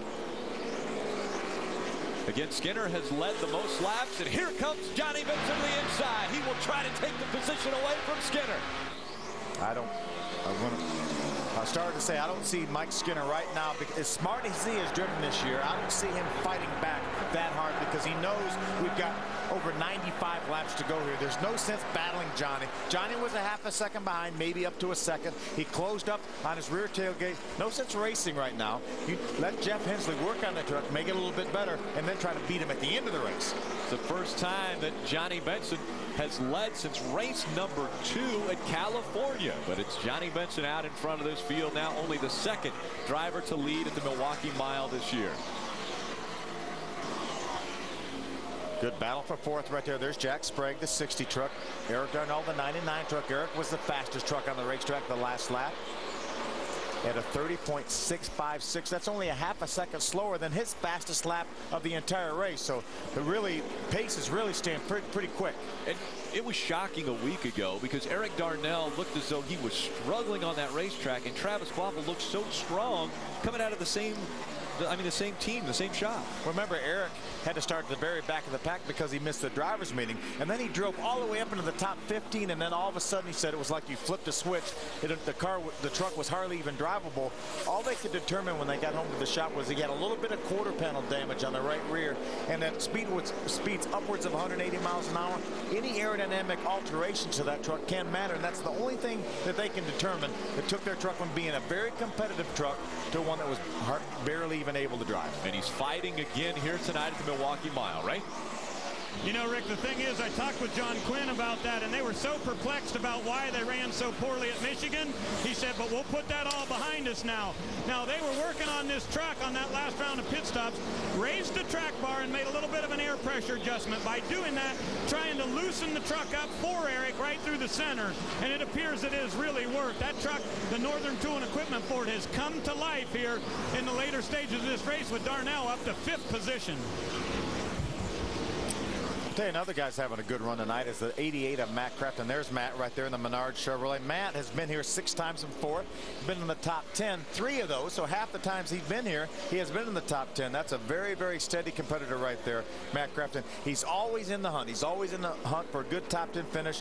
It won't be long before he finally gets that first win. And there's another guy right there, Rick Crawford, had a sure win going at Mansfield. Oh yeah, cut a tire down with about 10 or 12 laps to go, had that race in the bag. That allowed Dennis Setzer to win that race without ever pitting in that entire race, that 250 lap race at Mansfield. Adam. And you talk about the run at Mansfield, the truck that Rick Crawford has here tonight, the same one that was leading late in the race before he had that tire issue running over debris. And Phil, he wants to take this truck and run it in a speedway race like Kentucky. And his crew chief, Kevin Cowboy Starling, said the only way I'm going to let you do that is if you can take it to victory lane. So Rick trying to get it to victory lane tonight in hopes a couple of races from now he can take it to the Kentucky Speedway and see what this truck can do on a 1.5 mile facility. There's the 47 truck of Craig Kinzer, the Ginn Resorts and Properties Chevrolet. You know, we talked about him early in the race, having a good top 10 run going. Well, he's maintained a top 10 run this entire race. Good job for Craig Kinzer. If he can hold this position and finish in the top 10, that will be a great, great effort for Craig Kinzer and that entire Morgan Dollar team.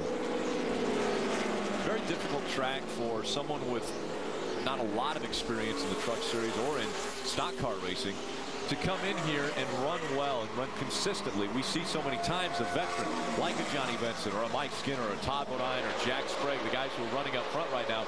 We see them have success at a racetrack like this, but very few times have we ever seen a rookie run very well here. We've only had one rookie win here in the 12 runnings before, and that was Kurt Busch, who was a super rookie. Right. He won 4 times in his rookie season for Jack Roush. There's another guy having a great run. We've talked about him, the Lester Builder Chevrolet, Tim Sauter. And boy, is this a good place for him to have a good run. Oh yeah, we saw his brother Johnny Sauter have a great run here in the Busch race a couple years back where he was able to find victory lane, and I'm sure that Tim Sauter would like to have a strong performance in front of a lot of his family members. The truck right behind Tim Sauter is the 4 of Mike Bliss. He's having a good run also. He's running in the 12th position right now. Mike started way back in the 23rd position in that open joist Dodge out of the Bobby Hamilton Racing stable. Adam Ron, what have you heard about the 88 of Matt Craftsman? Fairly quiet on the radio. They just made modest changes on that first stop of the night back at lap 68. You know, the interesting thing about Matt Craftsman is where he would be in the points if they hadn't had a lot of trouble. I can think of 2 or 3 races off the top of my head where they were solidly in the top 10 and had some sort of issue. And if you talk to Craftsman, he said, all I want to do now is finish a race. Well, tonight he's back in the top 10 again at a very tough racetrack. And Matt Craftsman, 10th in the points, would love to climb back up into the top 5 where he spent a great deal of time earlier this season. Phil, I don't know. I'm calling him out on that one. I don't think he just wants to finish a race. Matt Craftsman wants to win. I mean, that kid has been so close so many times, and he still has yet to find victory lane. But I tell you what, he is a very good race car driver. He really is, and he set the record, I guess, for futility. I hate to call him that because he's so competitive each and every week, but he now has the record for the most starts in the Craftsman Truck Series without a win. But I'm telling you, he will get a win before it's all said and done because he's too good. That team is too good. They've really come together, always competitive, always battling in the top 10. It's just going to be a matter of time before they get over that hump. 5 times he finished 3rd. I'm guessing a 2nd place finish would actually be that would be a bonus. But right now, Todd Bodine running in the 2nd position. He was able to get by Skinner, and so Bodine and Benson have pulled away from our early lap leader. You know, it seemed like just a few moments ago we were talking about Johnny Benson taking over the lead from Mike Skinner. He now has a 3-second lead on the 30 of Todd Bodine. Bodine able to get by some of the slower lap traffic. We see Skinner running just right down on the bottom of the racetrack. We saw Bodine. Looks like he diamonded the track a little bit more, getting up a little bit higher in the center of the corner and then a little straighter exit off of the turns. Yeah, Todd was really complaining about being a little bit too tight in the center of the corner, and then once he got off the corner, then the truck would fly loose, which really is related. I think once you fix the tightness in the center, you have to put so much wheel into it to try to get the truck to turn, and then when the front end finally grabs, that's when the truck will get loose. So if you help that situation in the center, you don't have to turn the steering wheel so far, then you're not going to get as loose up off the corner. Let's take a look back at how Todd was able to get the 2nd spot. He's going to drive to the inside of the 5 of Mike Skinner. They were just lapping by one of the lap down trucks. Todd's going to follow Mike down in the turn number 1 here. He's going to pull over to the inside. Mike's going to give him plenty of room. I cannot get over how smart Mike Skinner has driven this year. As you can see, Todd Bodine will go ahead and continue to pass. I mean, if he's not capable of leading, he's going to give up that spot. If he's not capable of running 2nd like 3rd, he's going to give over that spot to Todd Bodine. Before, I think maybe prior to about 2/3 of the way through the season last year, we may have seen these trucks upside down. But now Mike Skinner is really using his head.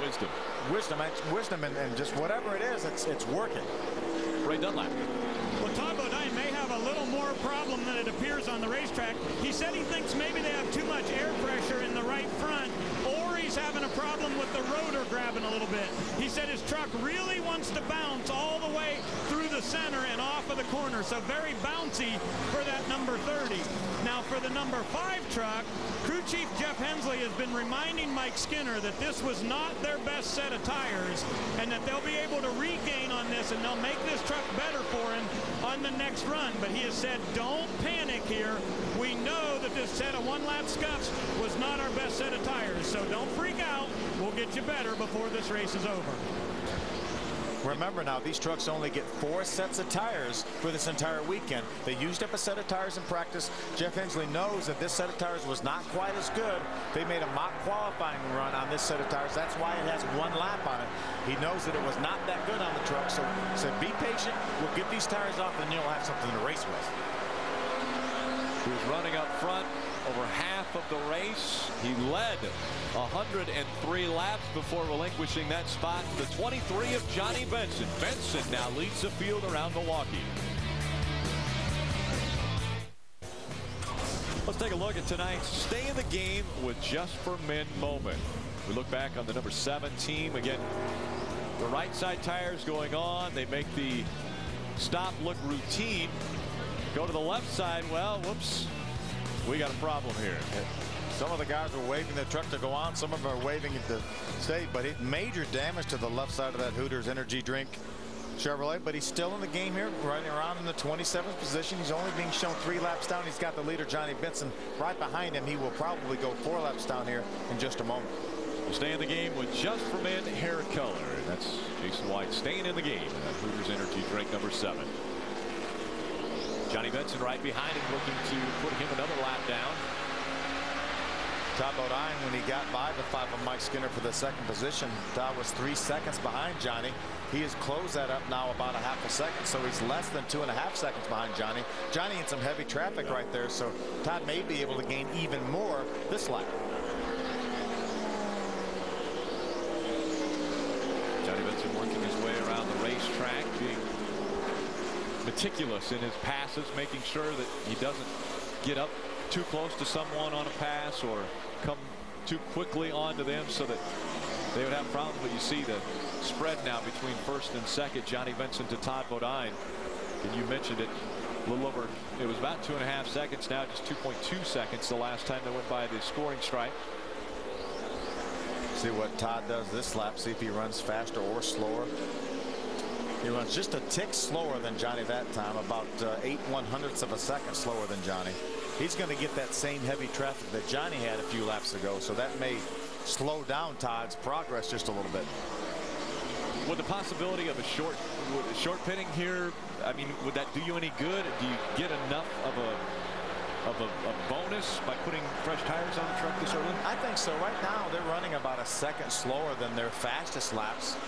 Mike Skinner was able to run, Johnny Benson, our leader, was able to run his fastest lap after his first pit stop on lap number 74, and right now he's running about a second slower than that. So if you wanted to take a gamble in short pit, you want to split the time that you have to run from your last pit stop in half, but it's not that much of a gamble because we talk about these trucks only running about 90 miles, probably on the outside.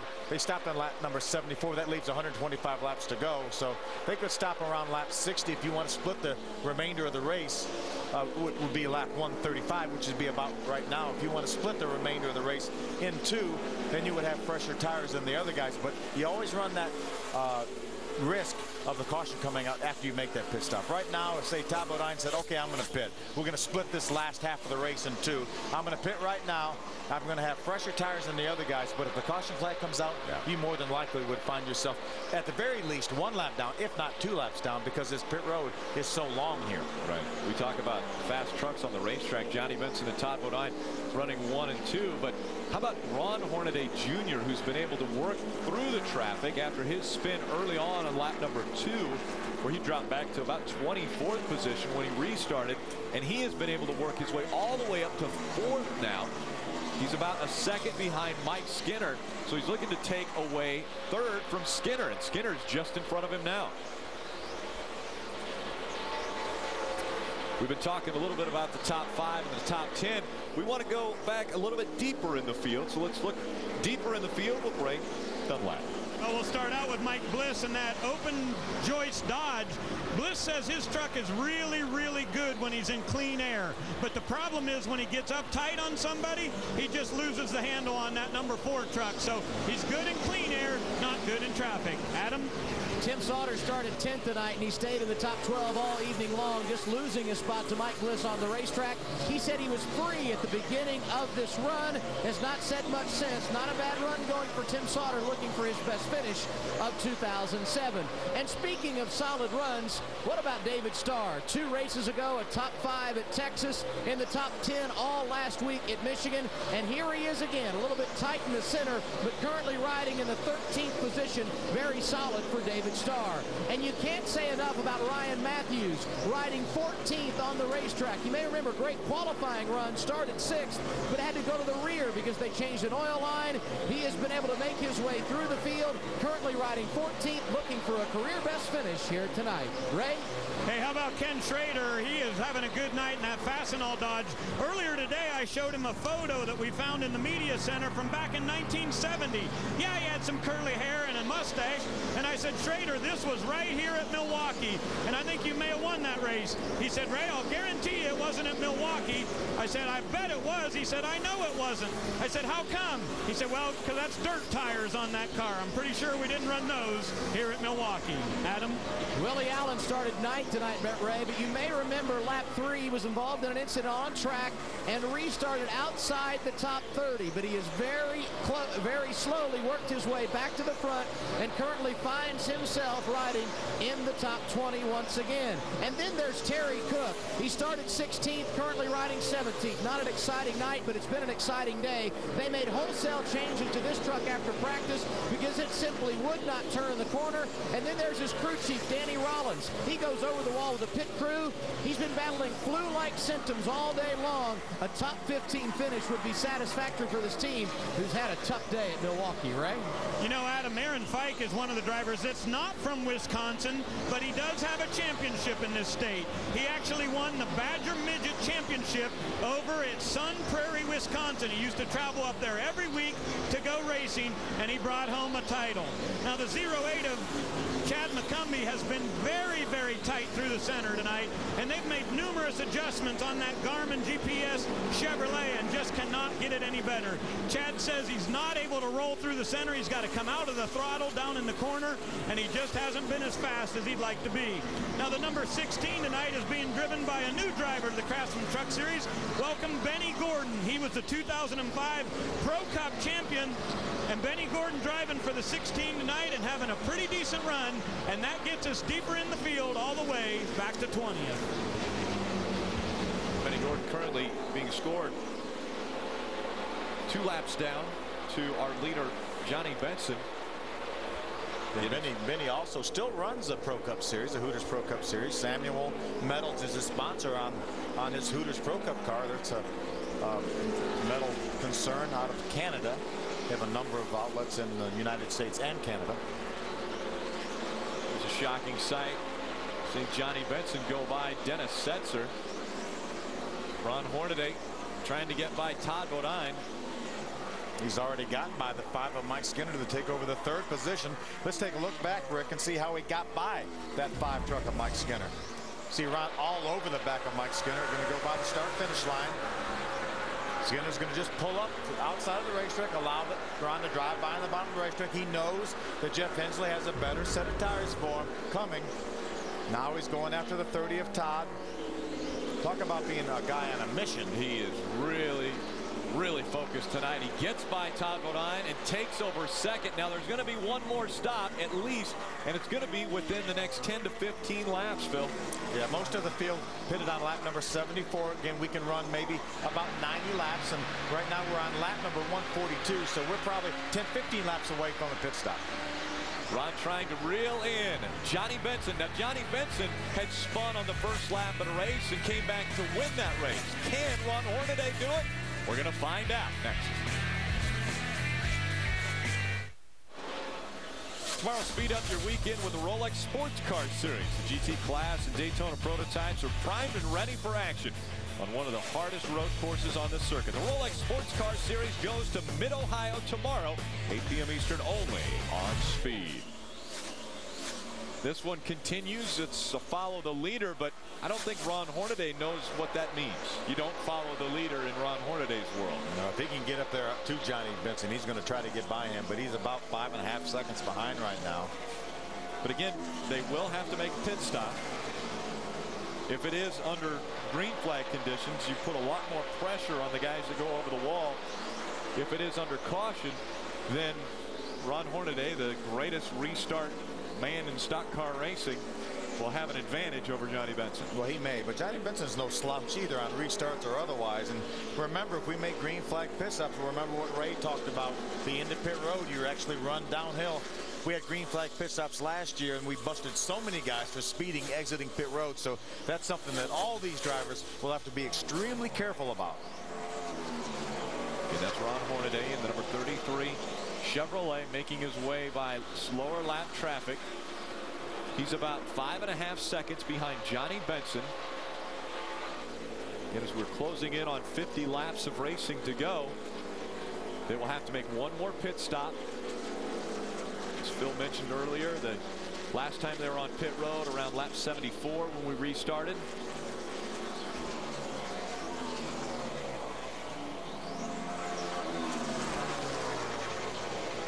$200 miles, 200 laps scheduled here. First, just over $500,000 is what they're battling for. Rapidly approaching 50 laps to go in this race. There's Ron Hornaday right there, lapping by the lap truck of Dennis Setzer. Dennis finished second in this race back in the inaugural race back in 1995 to Mike Skinner. Mike Skinner winning that first race from the pole. They had a great battle too. I was here, I was running the Busch race the next day, and they had a terrific battle, Mike Skinner and Dennis Setzer. Dennis Setzer trying to stay on the back bumper of Hornaday, but Hornaday setting a blistering pace around this racetrack. But as I say that, Johnny Benson just ran a lap 0.2 of a second faster than what Ron Hornaday ran. And so Johnny Benson continuing to add to his lead. Now it's over 6 seconds between Benson and Hornaday. Yeah, Johnny Benson would love to see this race go caution-free the rest of the way. Ray, what's going down pit road? You know, whenever we were about to have that other round of pit stops, both Ron Hornaday and 5 of Mike Skinner said they were hoping that it was a green flag stop. And the yellow came out there just a little bit short of when they were going to have to stop. But I'm curious now, I would think Mike Skinner would want this to be a yellow flag stop and not a green flag stop with the distance that he's dropped back from that front pack. Hornaday really in the best position right now, I believe, of that group of guys that are running up front. Adam? And I just talked to Trip Bruce about when they will come down pit road. Of course, he's the crew chief for leader Johnny Benson. He's talking about lap 163, so somewhere in the next 10 to 12 laps. A little bit longer for Travis Quapple, who's also in the top 10. Mike Dean, his crew chief, talking about lap 170. So sometime in the next 15 to 20 laps, we should see all these guys coming down pit road, and some may even think of coming a little bit sooner. We'll see how it pans out. Yeah, Adam, the 47 of Craig Kinter is on pit road right now. It's not a bad call. He was getting very close to being lapped by the 23 of Johnny Benson as he's trying to put the 18 of Ken Schrader down a lot. But you know what we talked about, Rick, a few moments ago about the pit out? Well, you see the white line right there? That is the outline. That's the pit outline right there. And this yellow line is the speed line. Okay. So you can actually be busted for speeding when you get to that yellow line, even though the pit outline is the white line. So, and it's downhill, as Ray told us earlier. So it's very, very easy to let that truck just coast a little bit too hard and get busted for speeding in that last timed section of pit road.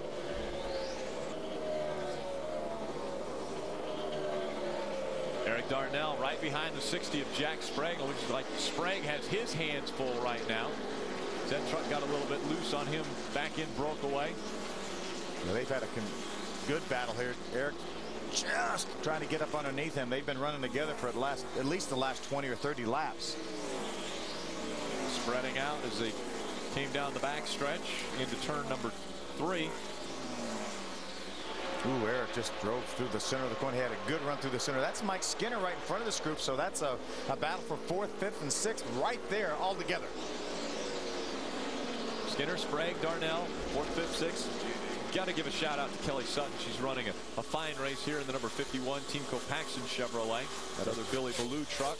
Yeah, Shelley's only 2 laps down right now, running in the 22nd position. The 07 of Tim Sauter, one of our lead lap trucks, is on pit road, as well as the 18 of Kenny Schrader.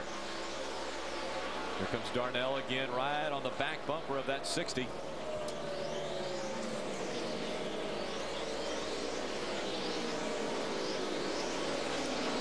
They work their way around Kelly Sutton, and again it's Skinner, Sprague, and Darnell all running 4th, 5th, 6th right now, nose to tail.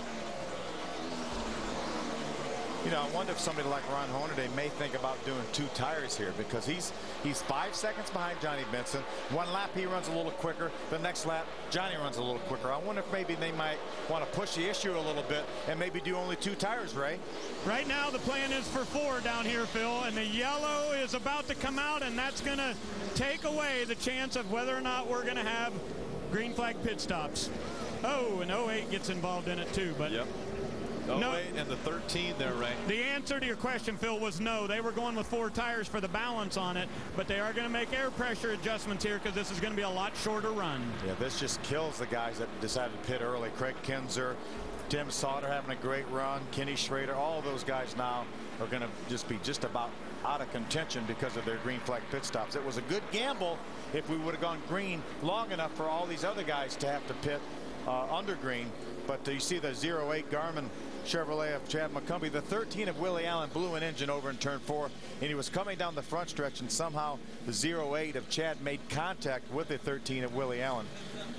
And again, a lot of damage to the left rear of that truck.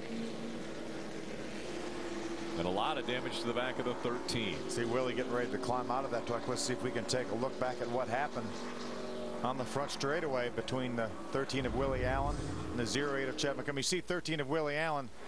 He's trying to get to the bottom of the racetrack. Chad McCumbee probably had committed to the bottom, and then when Willie tried to get to the bottom, Chad tried to switch over. Watch this now. See, Willie's going to drive to the inside. Chad had already committed to the inside. He does a nice job of keeping that truck from hitting the right front corner on the outside wall, but still a lot of damage to the 08 Chad McCumbee. Going to get another view of it. Right by the flag stand that we're taking a look. And again, Willie Allen, probably not the opportune time to make his way onto the inside of the racetrack. Adam Alexander. Leader Johnny Benson getting 4 tires here. He said he doesn't need much help.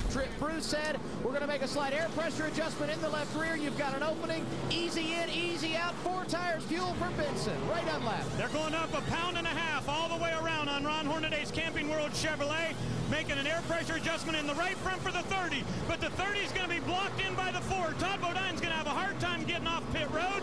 The 4's in the way. Bodine's going to have to back up and make his way back out there. Ron Hornaday way ahead of the 30. But again, on the restart, they'll go nose to tail. It'll be Johnny Benson, Ron Hornaday, Todd Bodine, and Mike Skinner will be your top 4 when we go to the restart. Here at the Milwaukee Mile, race 11 for the NASCAR Craftsman Truck Series continues. 5th caution of the night has just come out. It's going to be a shootout till the finish. Race day fans, grab the cameras. We're looking for photos.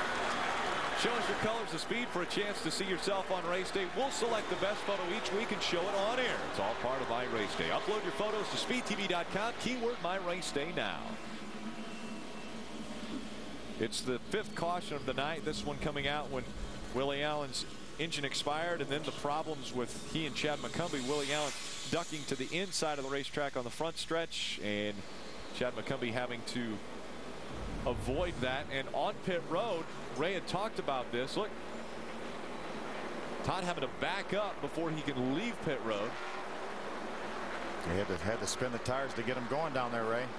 Well, I'm just curious, Phil, what your thoughts are. Is that going to be any kind of wear on those rear tires for Todd to maybe throw this truck out of balance as they get ready to go back to the restart? He was obviously blocked in by Bliss. They told him that on the radio, and he was aware to throw it into reverse, but both directions, reverse and forward, he spun the rear tires. Yeah, Ray, I didn't see all that much smoke off the rear tires on that truck, so I don't think it's going to be any problem. I saw him being blocked in his first pit stop, too, by the 4 of Mike Bliss, and it's not anything that Mike Bliss is doing intentionally. He just has to drive in around the 30 of Todd because he's in there first, and he blocked him in both times. But you know, I was watching pit road, and Todd really didn't lose any additional positions because of that. Those spots, he just had to back up. He was going to come out behind the 33 of Ron Hornaday anyway. I thought it might have cost him the 3rd position. I thought maybe the 5 of Mike Skinner might have beaten him out, but he was not able to do that. So Todd will restart this race in the 3rd position. The truck doesn't look like it has raced 1 mile here. Looks absolutely crystal clean. I mean, it is crisp. It's perfect. He hasn't been touched yet tonight. He hasn't been, but he wouldn't mind touching that nose a little bit on the back of the 33 of Ron Hornaday, or maybe even the 23 of Johnny Benson. Oh yeah. Again, the restart will take place here as soon as they get the track cleared of any of the debris that is still on the racing surface from the 13 and the 08. Again, they made some contact on the front stretch. 13 had blown a motor. had gone to the inside or tried to get to the inside of the racetrack. Chad McCumbee was already down there. He had to go hard right to avoid, and those two hit, and a lot of sheet metal came off of both of the trucks, and so the safety crews are out there making sure to clean that track. Some of the trucks that have lined up behind our caution truck were the trucks that pitted under green, trying to gamble a little bit, trying to get a little bit fresher tires for a little bit longer, and unfortunately it bit them. But they're going to stay on the racetrack and maybe try to stay out in front of our leader Johnny Benson and get another quick caution flag to get some of that time back. On the scoring monitor, there are 11 trucks that are being scored on the lead lap. David Starr being the 11th. Mike Bliss is running in the 10th spot. Dropped through the top 10 quickly. Benson, Hornaday, Bodine, Skinner, Darnell, your top 5. Crawford, Crafton, Quapple, Sprague, and Bliss, your top 10.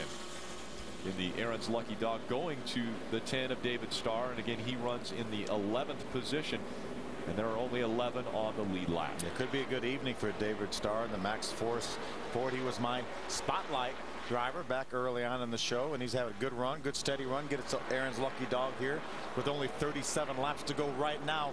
More than likely, unless he has trouble, he's going to stay on the lead lap and has a great chance at a top 10. Yeah, another strong performance by the Circle Bar Racing team of Rick Crawford and David Starr.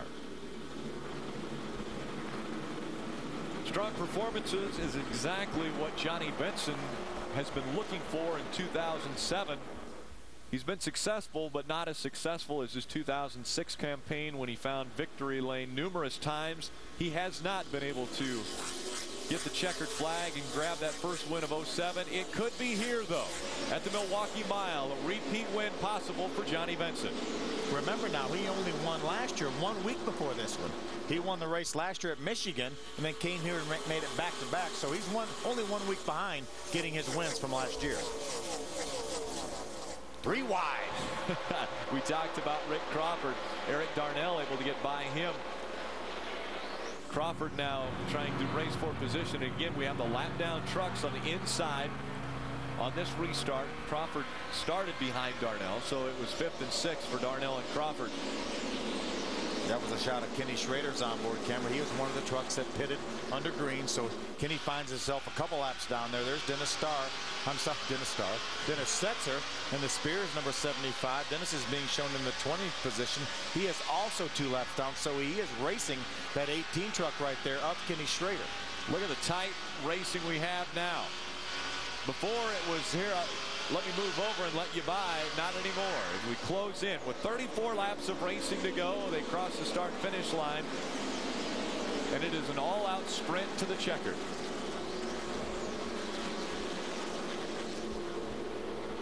There's our leader, Johnny Benson, right there. He's got about a half-second lead on Ron Hornaday. We're going to see what Ron has right now. Remember, he was just as fast as Johnny Benson early on. Ron Hornaday, the last lap, ran his fastest lap of the entire race. So Ron Hornaday is up on the wheel. Yep. But that lap right there, Johnny Benson was a little bit quicker than Ron Hornaday, and Johnny ran his fastest lap this last time by in the entire race. They're getting serious here, folks. Rick Crawford also just ran his fastest lap of the race. This is coming on lap 167 of 200 laps. There's Mike Skinner right there. He's in the 4th position. Remember this. Oh, Todd Bodine got real wide. Almost made contact with the outside wall, and he's all over Ron Hornaday. Laps ticking away. Mike Skinner, Ron Hornaday, Todd Bodine, all former champions of the NASCAR Craftsman Truck Series, and they are racing for another win to mark on their belt as far as resume builders. Ron Hornaday, the most wins of any driver in the NASCAR Craftsman Truck Series. He's been to victory lane 30 times.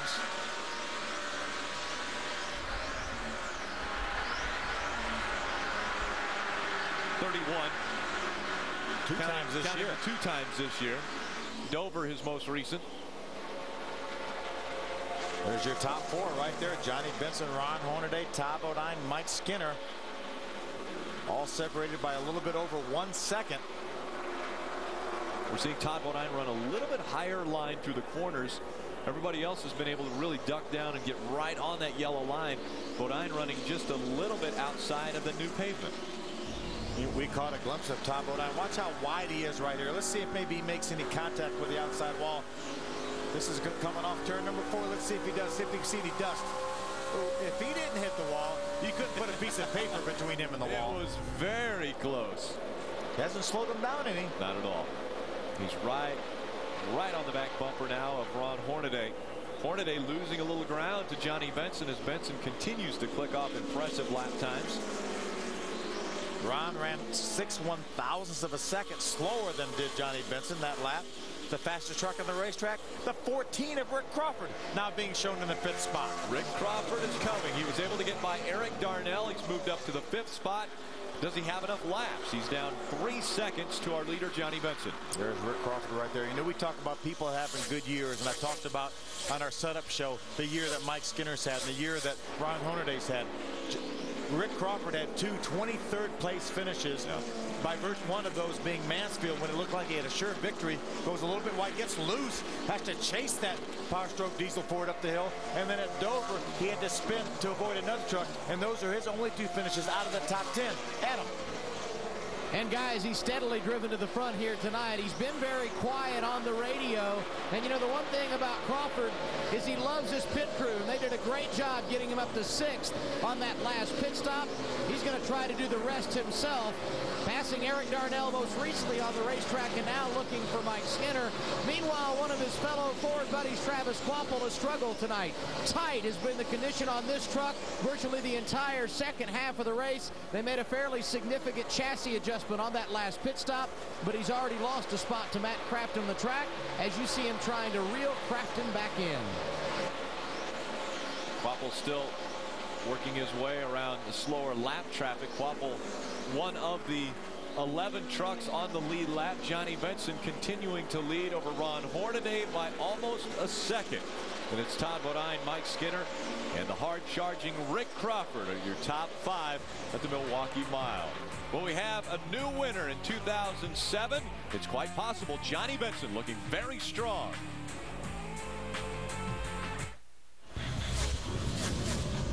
Welcome back to the Milwaukee Mile. Tomorrow, the Busch Series qualify for the AT&T 250, and that will be right here on Speeds. Make sure to tune in 5:30 p.m. Eastern. The starting lineup for the Milwaukee Mile. They're the haulers. Those cars all through tech earlier today. They'll get on the racetrack tomorrow and do their practice qualifying and then race tomorrow evening. Always a nice doubleheader here at Milwaukee. Adam Alexander, what's going on with Matt Crafton? You know, I hate to tell you guys, he was running 8th about 5 laps ago. He's dropped back to 10th.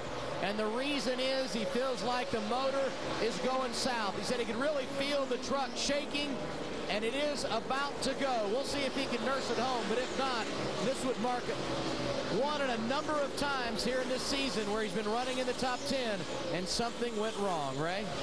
Well, Adam, the spotter for Ron Hornaday is Rick Corelli. He's got a lot of Truck Series experience, but he's been giving Ron Hornaday information. The problem was he gave him some information in the center of the corner.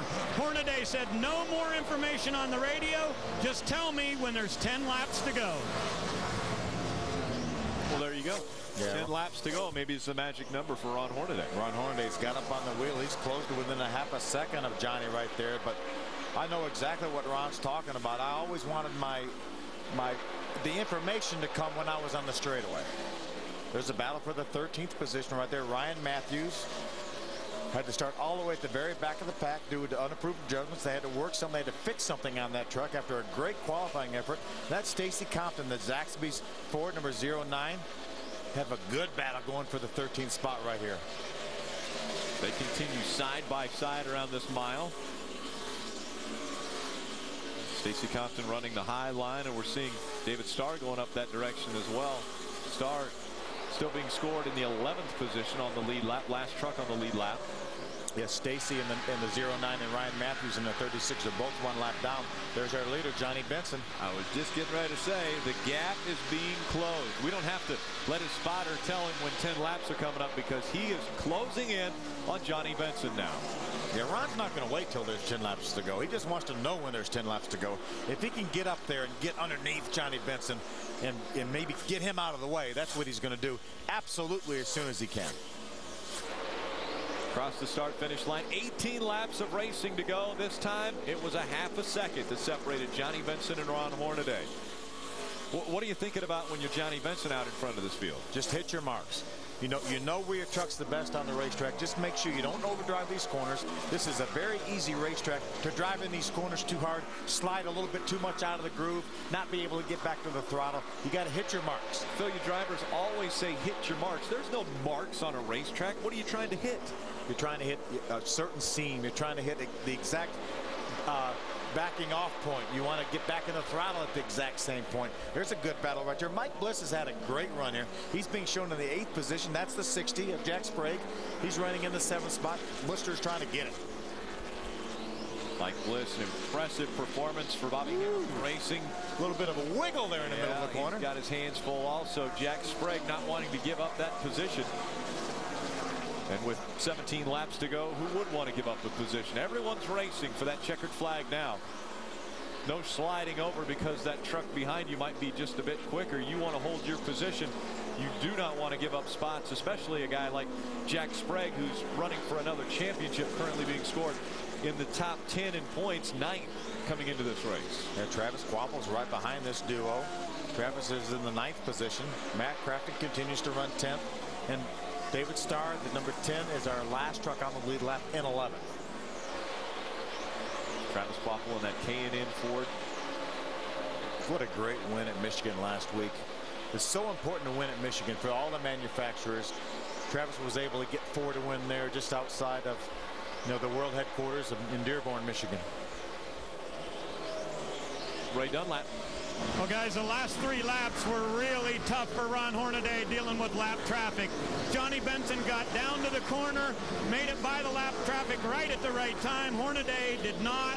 He lost about a second and a half with lap traffic coming through 3 and 4 on both of the last 2 laps. Rick ran a little frustrated about it, but what, 14 to go here?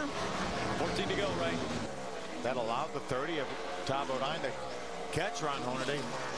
Ron had a little bit of a cushion on Todd Bodine before he got to that lap traffic. Now Todd's within a truck length or 2 of the 33 of Ron Hornaday. So Todd Bodine trying to take a spot away from Ron Hornaday. Those 2 in the points coming in. Hornaday just in front of Todd Bodine by 87 points. Let's see if we can take a look back at what Ray was talking about here. That's Johnny Benson right there on board. There's the 33 of Ron Hornaday. That's the 8 of Blake Bjorklund right behind Johnny Benson.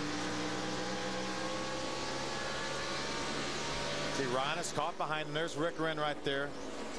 That's his frustration at being caught behind the lap truck. But again, on a racetrack, you've got to race your way around not only the ones you're racing for position for, but the other competitors on the racetrack.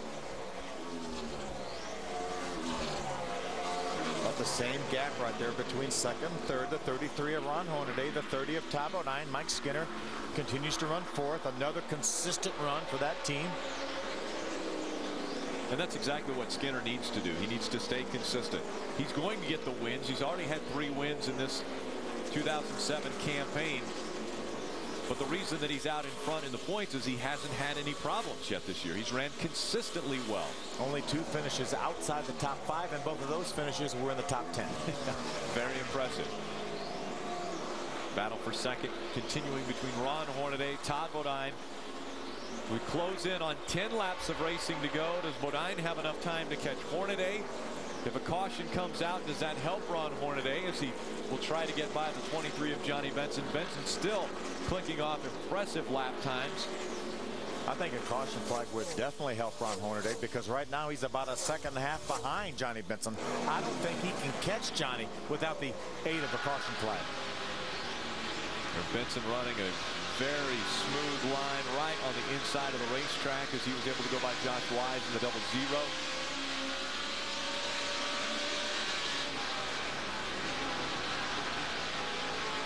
He is hitting his marks.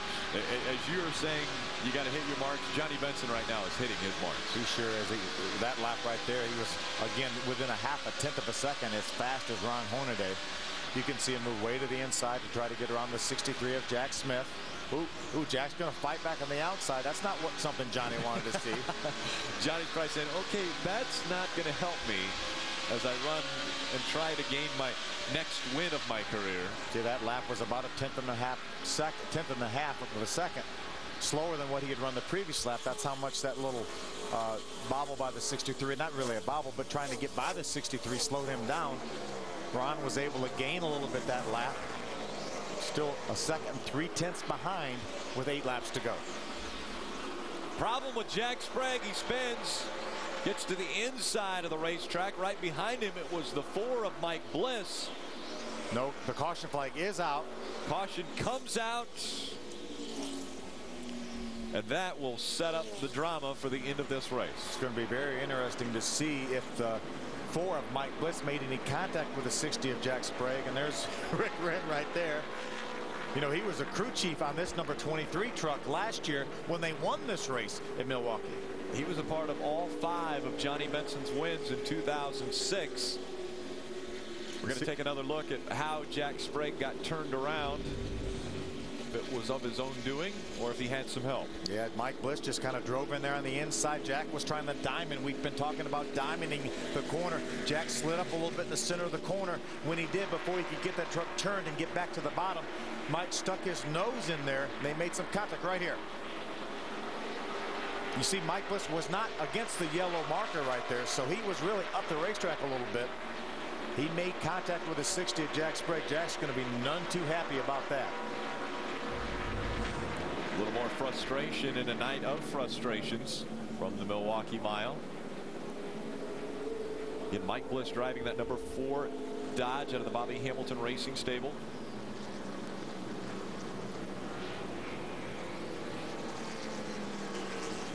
Everyone tucking in behind the pace truck. They will get in single file line for the restart. We're inside of 10 laps remaining in this race, so they will do a single file restart. There will be no lap down trucks on the inside. It will be Johnny Benson, Ron Hornaday Jr., Todd Bodine, Mike Skinner, Rick Crawford, your top 5. And it's Eric Darnell, Mike Bliss, Travis Kvapil, Matt Crafton, David Starr, and Jack Sprague. You know, we've talked about the restart master, Ron Hornaday. He's going to be exactly in the position he wants to be. A restart inside of 10 laps to go. Would it be wise of Ron Hornaday to look to the outside of Benson on this restart? Well, or would he lose a position to Todd Bodine behind him? Far be it from me to tell Ron Hornaday how to restart this race, because he's passed a lot of people on restarts. I mean, if I'm Ron Hornaday right now, I would rather take a shot at the win. If I lose second place, second, third isn't a whole lot different. You know, but if I have a shot maybe to do something with Johnny, jump to the outside, maybe I can keep Johnny pinned down and beat him off turn 2. That's what I'm going to try to do. If I lose a spot doing it, so be it. Ray Dunlap. Remember, guys, Ron Hornaday led 102 laps of this race a year ago and lost to that number 23. So they have reminded him on the radio that the racetrack owes him another victory and that he is the master of the restarts. He has a victory here in Milwaukee. It was a Busch Series victory. Busch Series victory back in 2004. He also has a truck win here in 1997, so he's won in 2 different divisions here. You know, he's got a shot at it too. Rick Wren looked nervous there for some reason. Why would that be when you have Ron Hornaday as your driver? Well, anything can happen at the end of these races. We're getting ready to restart this race. Ron may make a move, and Todd could run in the back of him if it doesn't work. So anything can happen on a restart here inside of 5 laps to go. It'll be 4 laps of racing to go from the Milwaukee Mile. The pace truck has made its way onto pit road, and now it is in the hands of the racers. They come to the green flag. We're back underway. A great restart by Johnny Benson. Ron Hornaday right on his back bumper. They were working their way through 1 and 2 and down the backstretch. Their nose to tail. Johnny Benson gets off of turn number 2 clean. There's Ron Hornaday, the Camping World Chevrolet, right behind him. What a veteran driver, and Johnny Benson just in front of Ron Hornaday. If you're waiting for a mistake, it's probably not going to come at the hands of the 23 of Johnny Benson. Remember, Ron was able to cool his tires off a little bit. Johnny's not being able to get away from him. 3 laps to go from Milwaukee.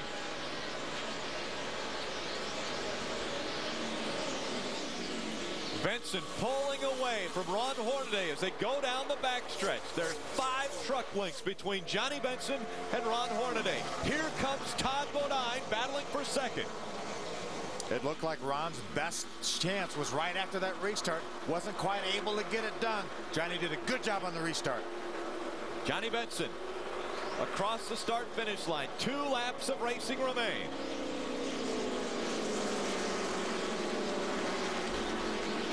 Johnny ran a full 0.4 of a second faster on that lap than did Ron Hornaday. Side by side, Bliss trying to take a position away from Eric Darnell. That's a battle for the 6th spot. Mike Bliss is going to hang in on the bottom of the racetrack. Eric Darnell hanging in on the outside. White flag in the air for Johnny Benson. He's got 6 truck lengths between himself and Ron Hornaday, looking for his first win in 2007, and they still haven't decided who's going to be 6th in this battle here. This is a great battle side by side. You see Mike Bliss get a little bit loose. He wobbled a little bit. It allowed Eric to pull up on the outside. Coming out of turn number 4. It's Johnny Benson leading the field to the checkered flag. Benson will claim victory at the Miracle Mile.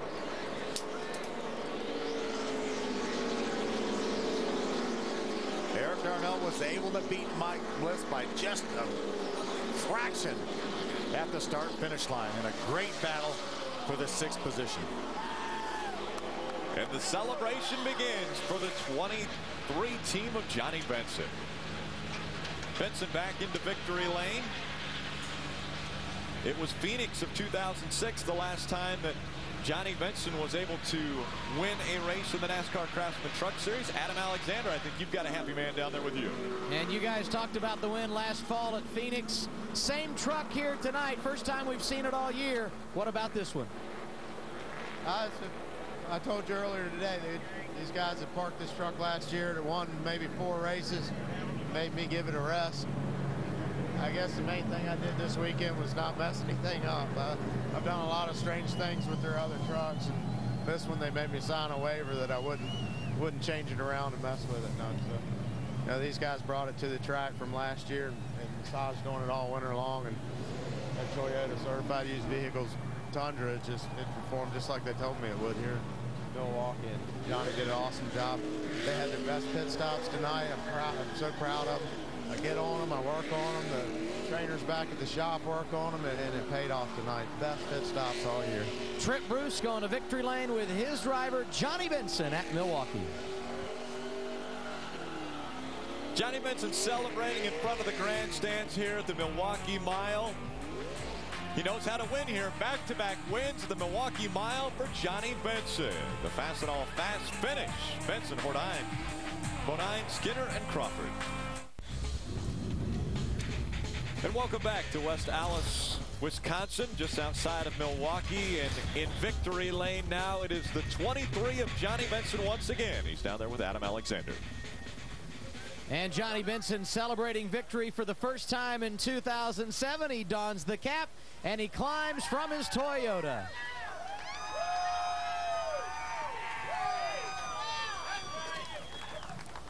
Johnny, as he gets hugs from the family, the last time in victory lane, Phoenix, last fall. How does it feel to be back? I'll tell you what, it feels great. I got to really thank everybody at Toyota Certified Used Vehicles.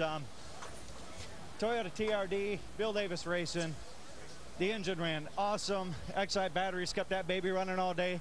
Mintex brake pads kept this thing rocking into the corner. I mean, it was just unbelievable. I mean, it was great. Pretty close to last year. I think last year we were a little bit better, but not much. And I knew Ron was pretty much had the same setup we ran last year with Rick being over there. Those guys did a tremendous job coming where they come from. And these guys right here, Trip, Bruce, Billy, I mean, all the guys did a tremendous job this week, and it's been awesome. Not often do I do the Polish victory lap, but being here in Milwaukee, close to Allen Quickie town, I had to do it. You know, it's pretty cool deal. You know, Alan, just somebody I've always looked up to for what he's accomplished, and he's done a lot here at this racetrack, and it's been great. So I had to do that for him. You were great on the long runs, but a restart late. How concerned were you about having Hornaday behind you? I know he's pretty good on those restarts, but I don't think we're horrible either. So I felt okay. You know, I knew as long as he wasn't beside me going into one, I was going to be fine. So, you know, he did everything that he could, and our Tundra was pretty good. So thanks to Toyota, all these guys. I mean, it was a great day. I mean, I would have loved to have won Michigan last week, that being our first one. We weren't that good, but we felt decent coming into here, and sure enough it was. Career win number 6 for Johnny Benson. Ray Dunlap. Well, Adam, you know, that 8th win of the season, 8th different winner, was very, very impressive. But I'm not sure it was quite as impressive as what this man did tonight. From 24th back through a field that was very, very hard to pass. What an unbelievable job to get a second-place finish. Well, thank you. We owe a lot to little Tanner there. We're thinking of you, Tanner. But Camping World, Chevrolet, Snap-on, everybody, Rick Wren, everybody on this whole Chevrolet truck sure makes it fun to drive. It just, I burned my truck up just to try to catch them guys, and towards the end I lost my pedal, and then we had that yellow flag right there, and then I had too much front brake in it, just trying to keep the pedal going, and I locked them up both corners. But I got to thank Kevin Delana Harvick and everybody to give an opportunity to drive this Silverado. It's fast, it's fun. I want to tell you something, that was very, very impressive. He may have lost his brakes, but he came home with a very, very impressive run. Guys? I don't know if he ever used his brakes. I don't know what he's talking about losing them. Man, he was unbelievable tonight moving up through the field. Ron Hornaday with a very impressive performance. I think we really got to give a shout out to Darnell, a 6th place finish for him. Mike Bliss driving that number 4 for Bobby Hamilton Racing. Very impressive also. Yeah, another good run in that number 4 truck for Mike Bliss. Celebration, though, for the Toyota Tundra folks. Johnny Benson wins in Milwaukee once again. The NASCAR Craftsman Truck Series on Speed is presented by Toyota, moving forward. Brought to you in part by the official tools of NASCAR, Craftsman, and by Aaron Sales and Lease Ownership. Nobody beats Aaron's, nobody. Take a look at our Ford point standings through 11 of the 25 races scheduled for the NASCAR Craftsman Truck Series. Mike Skinner maybe just lost a couple points on Ron Hornaday as far as his lead in the point standings. Todd Bodine 3rd, Travis Kvapil holding on to 4th, Rick Crawford strongly in the top 5. Adam Alexander, I believe you caught up with one of those drivers in the top 5. Indeed I have. Todd Bodine 3rd in points, 205 points behind Skinner. 6 top 5 of the year tonight. What about it? Lumber Liquidators Tundra was decent. We missed it a little bit on the shocks, but Mike Jr. made some great calls at the end of the race to get the truck better when it counted right at the end, and that's the best it had been all night. So I think Ron and myself were about equal. I don't think there was much difference between us, but Johnny was obviously a little better, and I got up behind Ron a couple times, and it just got an arrow push going. There was nothing I could do with it, but gotta say happy birthday, Philsy. Todd Bodine 3rd tonight. Ray Dunlap. Well, thank you, Adam. From 13th all the way up to 5th for Rick Crawford. You had Elvis here tonight, and you get to take her to Memphis. Yeah. He had a little scar on his left cheek. We'll get that polished out, get his hair dyed black and comb back, have his blue suede shoes on at Ford Power Stroke Diesel by International, and it was fun to drive tonight. Everybody needs to take that Ford Challenge and drive those F-Series pickups and make some bold moves like we did tonight. You know, I guess Elvis would be a he and not a she, but anyway. You called him that, I did. All right. Well, anyways, good run tonight for Rick Crawford. Another top 5 finish for Rick Crawford, and the next time we'll be on the racetrack will be just under a week from now, actually a week from now, and it will be at Memphis. We'll be there for the O'Reilly 200. The setup kicks off at 8:30 p.m. Eastern with Chris Devoda. She has finished her tailgate party from here inside the Milwaukee Mile. She's over there with Bob. That's right. Coming up next, it's Trackside right here on Speed. All the guys enjoying some fun from in Sonoma, and I believe a guy by the name of Jerry Rice is going to stop by Trackside. So, very famous man in the San Francisco area. It was an unbelievable start to this one. Just on lap number 2, Ron Hornaday got turned around, tempers flying from the Milwaukee Mile, and problems with some of the trucks also. But no problems for the 23 of Johnny Benson. He claims victory number 6 of his career from the Milwaukee Mile.